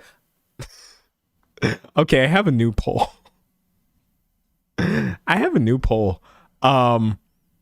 I've asked before, are you LGBT? This new poll is for... I'm trying to think of how to word this. This is basically for women or people who identify as such or would fall under like a WLW classification. Okay. You know the term. You know the term I'm trying to say. I don't know how to say this one out loud. Women loving women. If you're one of these, even if maybe you're not a lesbian specifically, I want you to answer this poll. Or if you're a woman who is not that, I want you to answer this poll as well. Okay? Start a poll. Okay, wait, I'm typing on the wrong computer. Are you a woman or otherwise? And walla wah, as somebody in chat put. The answer is going to be yes, I'm that, or no, I'm not. Okay, neither of those is the wrong answer. I just need a poll. Start poll. All right, there you go. No matter what you is, the poll is there. So did it? Wait, I don't. Oh, there it is. Okay, there you go. If you are not, if you're not a lesbian, or if you fall under this women loving women umbrella, don't worry, but do answer, because I do want an accurate read. I would like an accurate read, please. Okay, 84%, 300 votes. This is so funny. Someone said, are we doing full-time or part-time? If you could even be considered that at all at any point, you could check yes. It's open to all. If at sometimes you go back to not being that, but at some points you can be, do it. Be fluid. Someone said, does aesthetic attraction count? I'm going to be honest, Chad. If you have to ask, you should probably just say yes. If you have to ask, you should hit yes. Someone said, I'm a bisexual girl. I love my sapphic sisters. That's what I'm talking about. See, you don't even necessarily have to just be a lesbian to answer yes on this poll. Just be a lesbian, as if there are tiers. No, that's not what I mean. You know what I mean. Someone says straight man here. Great. Don't click anything. And I will refrain from clicking as well. I'm a man, non-binary, so the answers on this poll have nothing to do with me. 533 votes. And 73% of people saying yes. That's so funny. That's so funny. Someone says 70% queer from audience. Well, yeah, I already had that other poll that showed like the vast majority of people here. I think it was like 4 out of every 5 or 3 out of every 4 people here was already LGBT in some way to begin with, whether that's because you're a man, trans man, non-binary, agender, pan. We got everybody in here. We had straight people in here who were still saying that they were LGBT because they is. Based off of some other aspect of them, they were still in the community. Someone said, I'm non-binary pan. Let's go. Someone said D'Angelo is for the Walla Walla. Honestly, I just try to be a safe space for everybody. You know what I mean? I feel like the thing is like, there are many communities that I am very strongly a part of. Like, Y'all ain't finna kick me out the non-binary. You can't. I'm just that all the way, 100%. Or like the A and LGBTQIA, that's me all the way over here, a spec. But then I'm also a man, and just my personal experience of that completely excludes me from any sort of lesbianism or anything like that.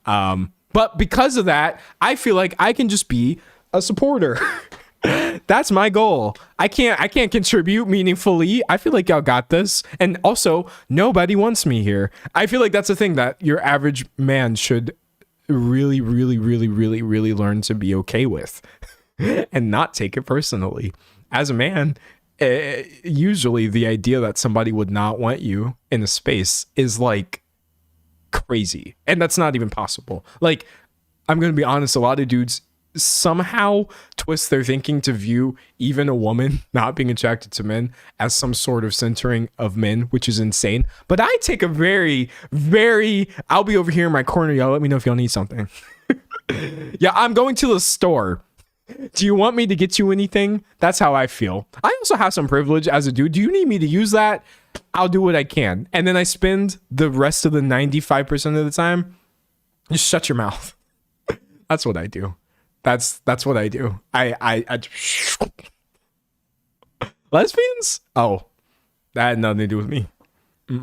That ain't me. That's for y'all to figure out. And I feel like because of that, I find myself being tolerated.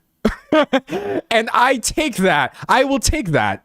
If you don't tolerate me or want to hang around with me, that's fine as well. But I feel like in general, maybe I'm not a net negative on people's experience because I know when to shut my damn mouth. It goes a long way, chat. It really, really does. Someone said this channel is like a queer magnet. Literally, it really, really is. I just think it's like me. What can I say? I got my bald head over here shining like the sun, and I'm just attracting all the beautiful bugs. That doesn't make any sense. No, moths. I'm like a big LGBT flame, and all the moths are coming here not to die, just to chill, just to chill on the outside. Anyways, someone said I say I tolerate you. As a man, that's the only thing you should be looking for. Actually, that's more than you can expect when it comes to people who are not interested in you. Okay, well then just try not to be annoying to them. It's not about trying to persuade people or all this other nasty weird stuff. Also, by the way, it's way too normalized, this idea of like conversion. I feel like as much as horrific as conversion is in all of its forms, obviously, there is like a very violent and disturbing intrusive sort of conversion energy that is actually seen as the default. I see that a lot, unfortunately, just among like dudes and various people.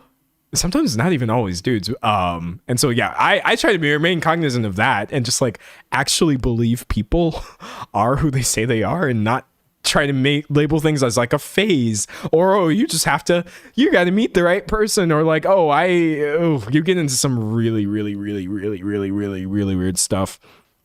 The idea of turning people or this, that, the other. And I'm just like, no, all of you are being horrible and you don't even realize how insane this sounds. The words coming out of your mouth, they may be normalized with society, but it's actually quite odd. I hate it. Anyways, the poll is complete at 700 answers, and 73% of the people here, 73% of the women, or just people who would fall under the umbrella of women loving women, said that they fall under that umbrella. So it's a lot of gays, a lot of gay action happening. Well, not action per se, but the existence thereof. All right, I'm gonna end the poll, but thank you for I'm gonna screenshot it because this is useful information. What will I use it for? I don't know. These are the analytics that YouTube won't show you. All right, end the poll. Thank you for contributing. That was great. That was fantastic. Someone said being A/arrow is that so much in the weirdest way. I told my mom and she said it's okay, you can say you're lesbian, I will support you. Yes.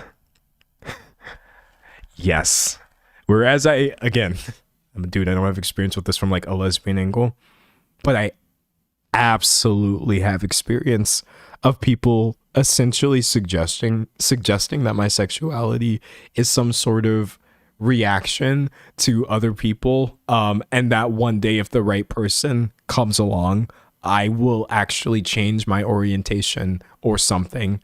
I think a lot of people think that being ace is like temporary or a choice, and it can be temporary or a choice actually, but like, no, absolutely not. That one's actually really, really baked into society as well, too. Just this idea. It's like it's a ticking time clock. And one of these days, you know, you're going to meet the right person and just completely change your orientation. And it's like, no, no, oh no, oh no. And then, I'm sorry, I'm going to go there. But does anybody find that kind of like, it's kind of rapey? I'm sorry. I hate using like just such a strong word to describe it, but I think it would be more disrespectful to talk around it. It's like people get real rapey real fast when it comes to all, but especially some of the identities in just under the LGBT umbrella. Because like you are quite literally suggesting that on some level, something I don't want is going to fix me. That's it. You could word it however you want. You could say whatever you want. Say I'm waiting for the right person. Tell a lesbian she's waiting for the right guy. Say it's just because you don't like men. Tell me it's because I'll change my mind later. Well, I just told you what I don't want. And you were telling me eventually what I don't want's going to happen to me regardless. And then I'm going to change. And I'm just like, dog. Someone said, I feel like prey sometimes. It's disgusting. So I experienced that in my own way, and then because of that I try to have empathy and solidarity for people who experience that in their other way, and it's a lot more violent depending on who you are. I get my own version of this as a man. Obviously it's not the same thing, God forbid you or anyone else, but yeah, no, like I hate it. I really, really don't like it. None of this is temporary, and by the way, if I did change it all after the fact, so what? That doesn't mean anything. Someone said that's a threat. Yeah, no, like, Someone said I find men attractive in theory, but ladies all the way. And there's different types of attraction for real, for real. Someone said, or the people that straight up ask that everybody wants physical intimacy and that I have to be like physically damaged. No, that's so weird. Yeah, no. If somebody doesn't want something, then they don't want it. You have to believe them. It's not a choice. It's not an option. It's not up to your interpretation ever, honestly. Disgusting. Someone said people like J.K. Rowling saying that ace people aren't oppressed, like we don't have one of the highest correction rape cases. Yeah, dude. Literally, like we've talked about this before. I'm gonna pull it back up just so that people know I'm not talking out, you know, my behind. But like, it's bad. Like for me, there's no comparison. I'm not like, oh, you get it worse if you're ace, or you get it worse if you're that, because that doesn't make any sense to do. Because you can be both things a lot of times. No point in trying to take one community and pit it against the other. What if you're both?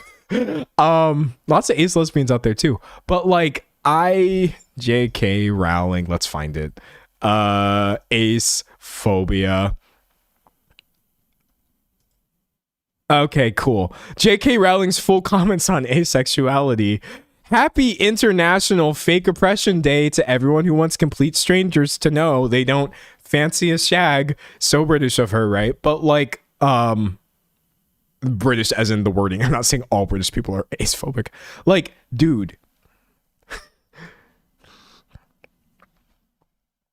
Dog, you are typing these things while also being like such an advocate. Allegedly, J.K. Rowling's whole thing is like protect women. That's the lie that she uses to essentially justify all of her transphobia, right? Yes, women do need to be protected. That's not a lie, but certainly the existence of some women happening to be trans is not the thing women have to be protected from, right? But you see how quickly this lie falls apart, where you have her out here talking about, actually, if you're asexual, aspec, you're fake oppressed and you're just lying, essentially. But like, why are you here on International Asexuality Day? That is not what I wanted to do just now. Okay, let's try this again. Why are you here on International Asexuality Day posting stuff like this? This is so weird. And then, God forbid, once again, this is what I mean about the overlap. You know, some people who are ace are also women, though. So if J.K. Rowling's entire platform is like being transphobic because protect women, which is not why she's being transphobic, chat, even though, yes, we should protect everybody. Well, what about women who happen to be ace? And you just said that they are literally invalid, essentially implying at some point, like this is so weird. Look at this. This dude is like, as a gay man, can someone tell me why straight people not wanting to get laid has anything to do with me? Oh, we've literally already been through all of these, but I still feel the same way I did. I'm so grateful to have organizations like the LGB Alliance, because screw the T, right? In 2025 to push back against this nonsense. It's glorious to see them grow bigger and louder each year. And Rowling's like, sure, people are still killed for being gay in a lot of countries, but straight people who don't fancy a quickie are literally being ignored to death, John. Is that what you want?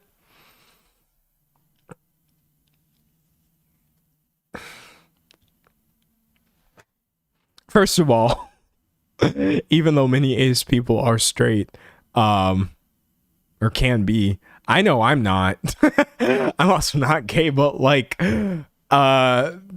just labeling being ace or on the ace spectrum or any of these things as being a straight person who doesn't want a quickie is like, dog. Someone said lots of ace women. Yeah, no. So when you're using this very rhetoric that could very easily turn coercive and nasty when applied towards women who happen to fall in this LGBT group, which by the way is the same thing. It's the same thing that she does with her transphobia. It's the same thing because chat, you're never going to believe this. But the crazy thing about trans women is that they are women also. Full stop. No asterisk. These are women. So I feel like, again, really trying to go for this. Yeah, for the girls or whatever. And it's just like, but not those girls. And now with the asexuality, it's like, and also not these ones either. And it's like, not these ones and not these ones. And it's like, bro, you are running on a lie. You're running on a lie. This is literally insane. Someone says she doesn't mention the domestic violence against queer women. Yeah, because she's literally not pro women. That's not what's fueling her stuff. That's the craziest thing about it, is like she digs her heels in the ground so much to justify all this nastiness, and it doesn't make any sense. None. But yeah, we certainly don't have to hash out the rest of this. Oh wait, no, we'll do my last one. My last one. Actually, you can be gay, straight, or bi while also being asexual, says this woke, dyed hair leftist who is correct.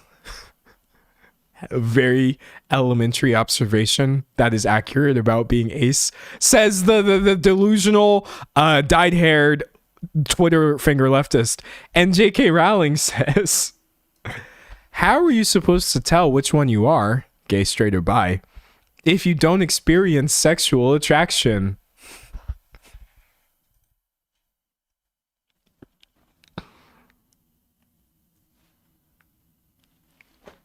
For a human who is so intelligent, she's not stupid. That's the thing about J.K. Rowling. She gets that accusation a lot. She's stupid. She's an idiot. She's very insidious, actually quite sinister. But God, she can be so dumb. She certainly can sound so stupid at times because it takes a lot of willful ignorance. Clearly at this point she is like reducing the word attraction into one singular thing when anybody could tell you that that's not how this works, obviously. So yes, you absolutely can maybe not want to physically do anything, but still feel certain kinds of attraction. Maybe you can feel romantic attraction towards a specific group of people. Because this is going to sound wild, but like, if you experience, let's say, romantic attraction towards, the same gender as you, you're pretty much gay. Yeah, I think that's commonly agreed upon. But then, like, if you also don't experience sexual attraction towards maybe anyone, then you would be ace. So that answers your question. And you never actually had to experience that sort of attraction. Similarly, actually, a lot of ace people do experience attraction.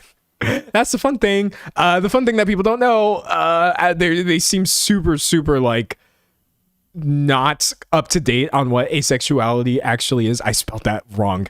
But this can also involve actually totally experiencing sexual attraction to people, just not in, well, let's say a binary or gendered or typical, or there's so many different reasons why someone could be ace that could totally confirm that you are also gay, straight, bi, or whatever.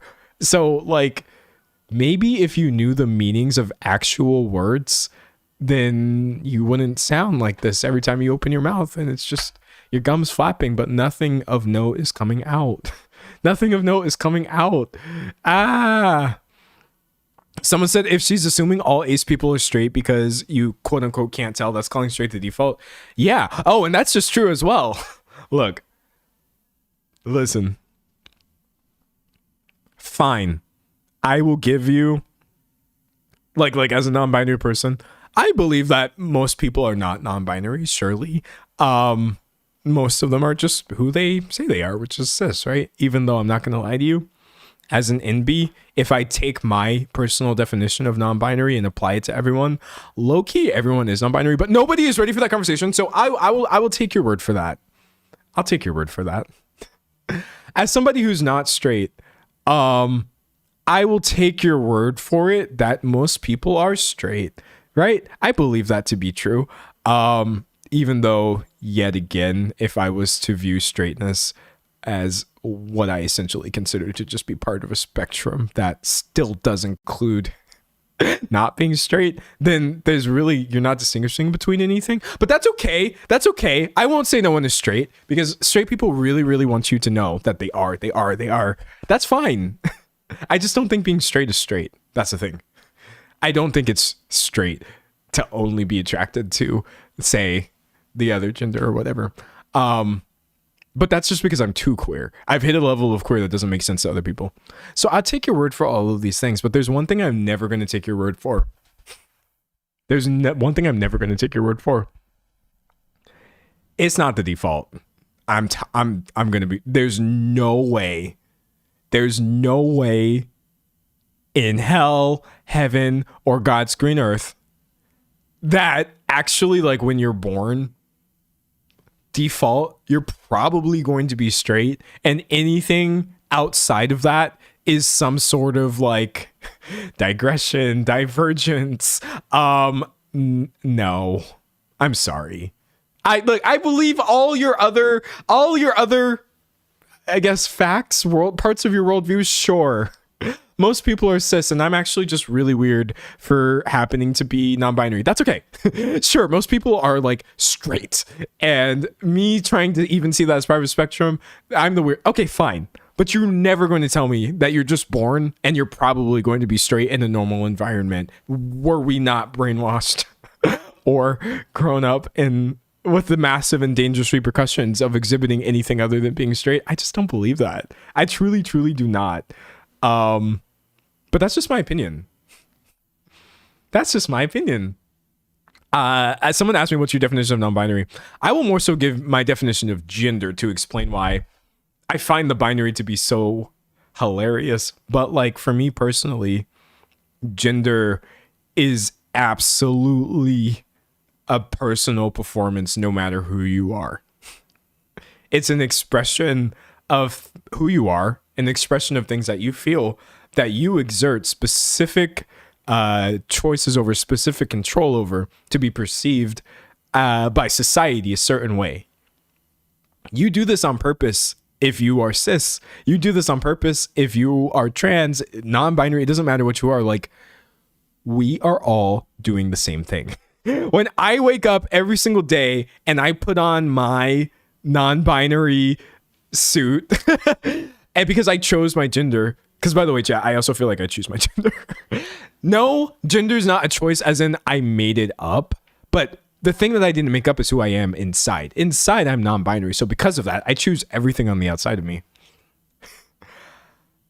You're doing the same thing if you're cis, you really are.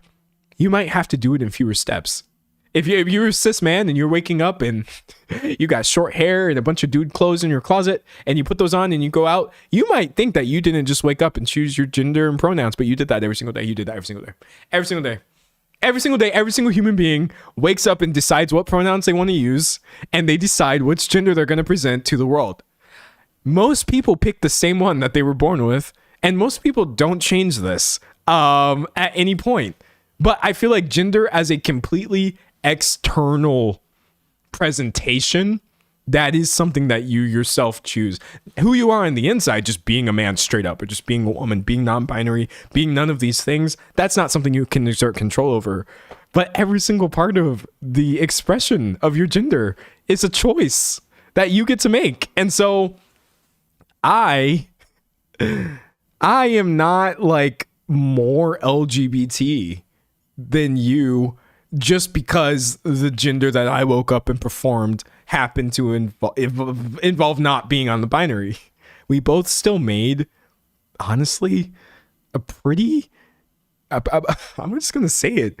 We made a pretty woke choice that day. If I wake up and I say my pronouns are he, him, I'm not binary, but I use he, him pronouns exclusively. And I'm not binary. I'm not going to let anybody tell me I'm not. And I'm going to dress a certain way because I want to be treated this way.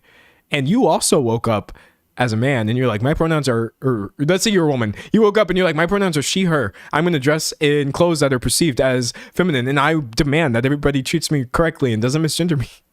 Well, who is being more woke? Who is being more woke? How is that like less woke?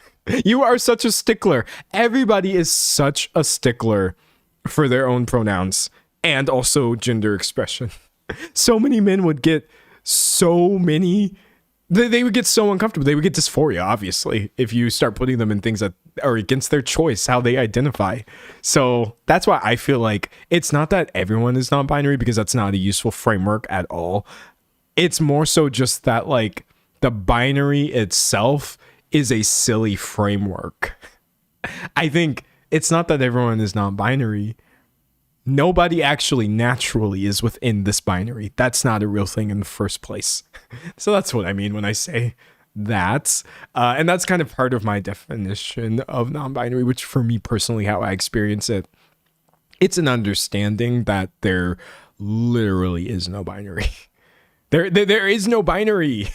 Like when I say I'm non-binary, people think to themselves like, oh, okay, that makes sense. He's just like not in the gender binary.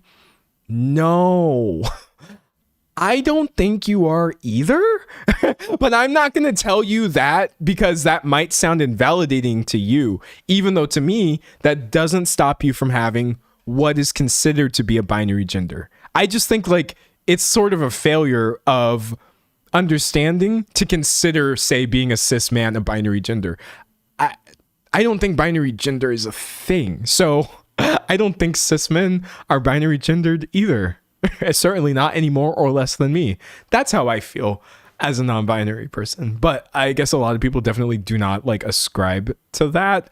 And then also for me too, it's also knowing like I am literally just I'm not like a cis man. I do know that about myself. A man, yes, surely. I happen to be a non-binary one, but like I know what I'm not. I'm not going to tell you what you're not, but like, Someone said, genuinely also a language thing. I was genuinely very confused what they meant by gender because in my mother tongue, there's no separate word for it. Yeah, I mean, it's all very like individual, which is sort of my point. Someone said RuPaul, quoting RuPaul, "We're born naked. Everything else is drag." Yes, it is though. Like, it is. Listen, say what you will about RuPaul. Complicated person. Not a role model in every way, but I think RuPaul has done a lot of great things. And that specific quote, I think, is great because let's see. Drag queen. Okay, great. Image. Oh, jobs? Oops. I pulled up drag queen and I went instantly to the job section. I'm not trying to become one, mostly because I'm too lazy for that. But okay, so you think drag queen and you start thinking this. Wow, that's amazing. You start thinking RuPaul. You start thinking all of this, right? Fantastic. Literally amazing. Love it. However, let's think of some really extreme examples. Okay? Dwayne The Rock Johnson. Oh, here we go. This is actually a very complex form of drag that The Rock does, because I think your average queen, she has to probably, if she wants to, maybe wear some sort of things that like give the body shape that she's looking for, that she's trying to present to the world, obviously, but she can take it off if she so chooses, right? Dwayne The Rock Johnson went so hard with the drag body, so he can't even take it off. He actually literally created it in a gym so that it was constantly affixed to his person. Spends multiple hours a day making sure that we all know that that is a man, which I think is hilarious. Like, no hair, no nothing. Constantly with like the cool guy tattoos. Or wait, I shouldn't just label them cool guy tattoos. They also have cultural significance. But still, his tattoos are seen as part of his cool image, which is why they're constantly on display. And like, that's man's man. Bald, tatted up, bulky. Dwayne The Rock Johnson. Drag. It's just drag, dog. It's literally just drag. Also, let's try to think of like the other end. Oh, let's think of the other end. Okay. Sydney Sweeney. She in drag. It's not her body. It's not the way that she looks or anything that she can't control. It's literally just like if you were trying to constantly maintain a level of, in her case, femininity that is so like obviously girl coded. She's a woman, obviously. It's truly a form of gender performance. Sydney Sweeney doesn't necessarily have to manifest in this exact specific way. She just does, because that's her choice. That's what she wants to do. I have one other example, and this is my favorite drag performer. Not as a person. Not as a person. Just as a fashion idea. Adam Sandler. 100%. Adam Sandler, dog. Bro is constantly just in guy drag. Look at this. Imagine trying to give the appearance of caring this little about what you're wearing and just going comfort over everything. I'm sorry. It's also a form of drag. Also, I saw somebody mention Dolly Parton, and I feel like she might be the singular greatest example of how essentially you can view even performing your own gender that you would also have when you're not performing, still a form of drag. Dolly herself would admit she puts it all on. She does this on purpose. She wants to be perceived a certain way, and we all do this. Someone said not Adam Sandler. Yes, Adam Sandler. Popular drag performer Adam Sandler, constantly in Adam Sandler drag. This is his character. He does deep work to never be seen outside of this aesthetic. You'll never tell me anything. You'll never tell me anything other. Someone say, and we love her. And we do. I'll leave it on here. I'll leave it right here. You're not gonna catch me being parasocial over nobody but Dolly Parton. Nobody but Dolly. No one. Look, I have my favorites.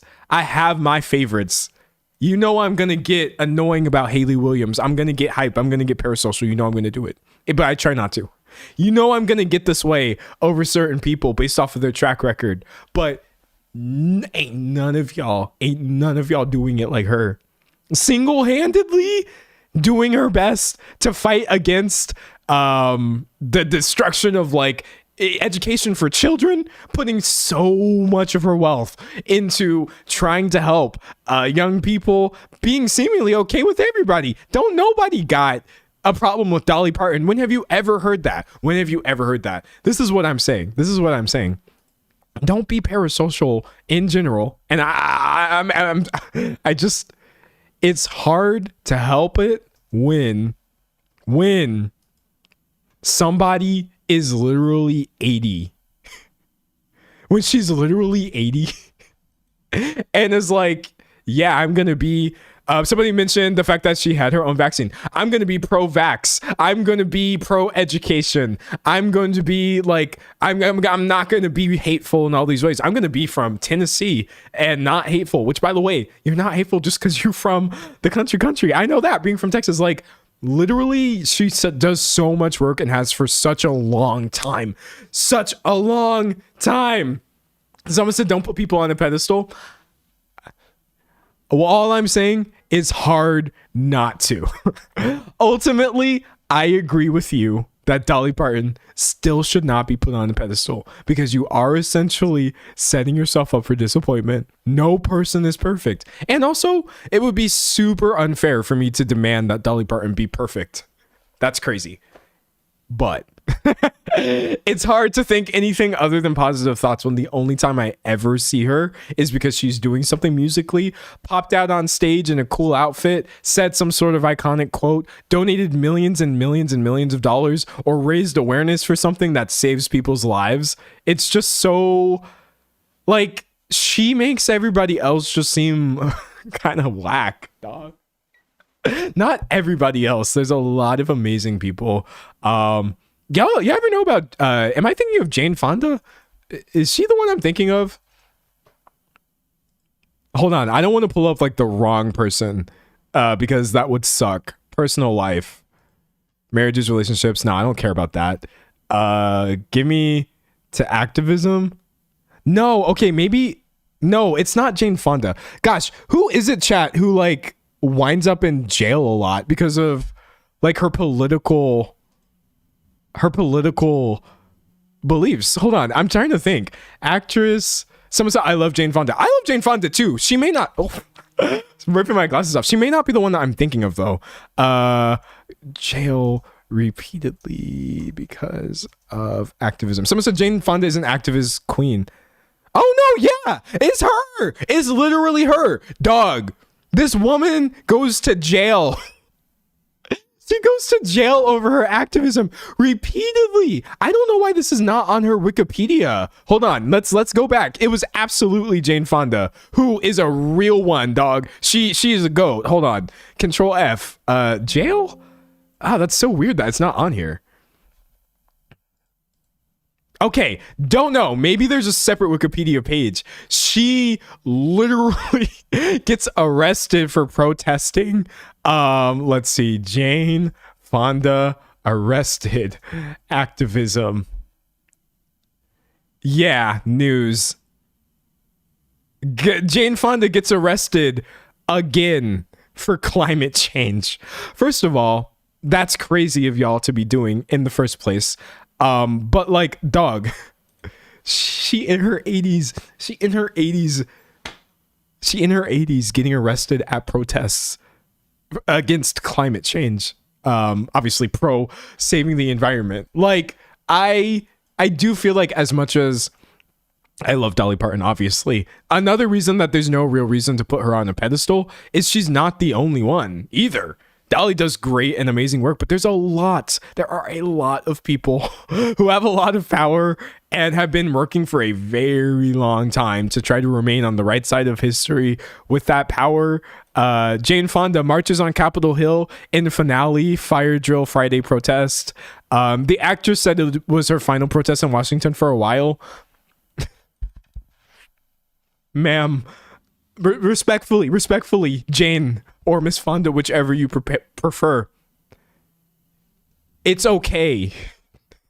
That's okay. It's okay if you don't protest.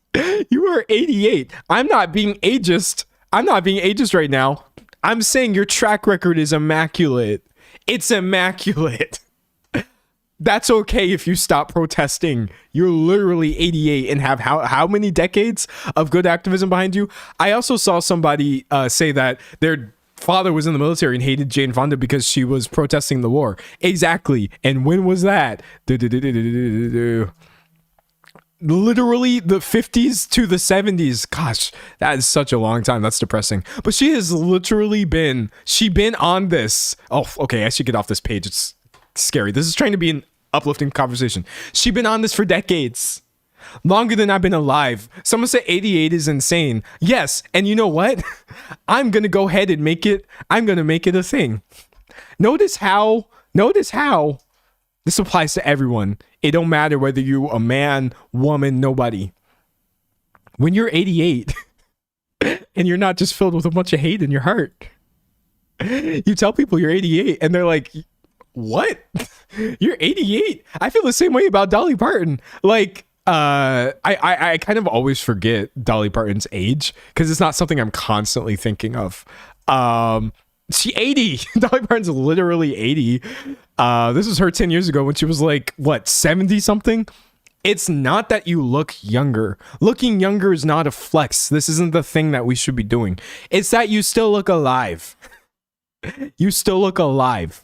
That's the thing that I think is beautiful when you are actually somebody who has lived for a long time and you don't have a bunch of hate in your heart. I don't need people to look young. That's so played. You can do that by being 20. Been there. I want you to live a good life and do interesting things. I swear to God, it makes you look better. It just makes you look better. Someone said you do tend to age better when you're not horrible. You do. There's so much talk about graceful aging. Graceful aging. How do we age gracefully? What should we do? Stop being a terrible human being. Stop it right now.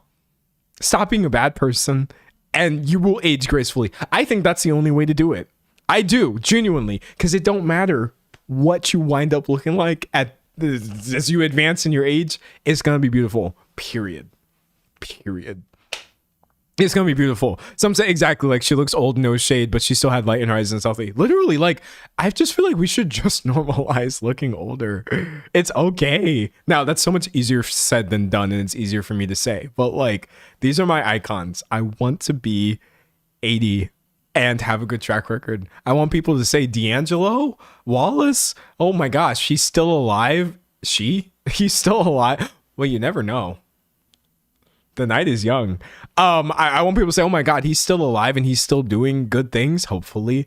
When I die, y'all better be sad. Y'all better be sad. Do you hear me? Listen, see, I'm not dying anytime soon. I know I came onto this live stream depressed. By the way, I'm not even depressed anymore. So like, what happened? I don't even know what happened. I know I came onto this live stream. I was down as hell. But listen, I ain't going nowhere. I ain't dying for a long time.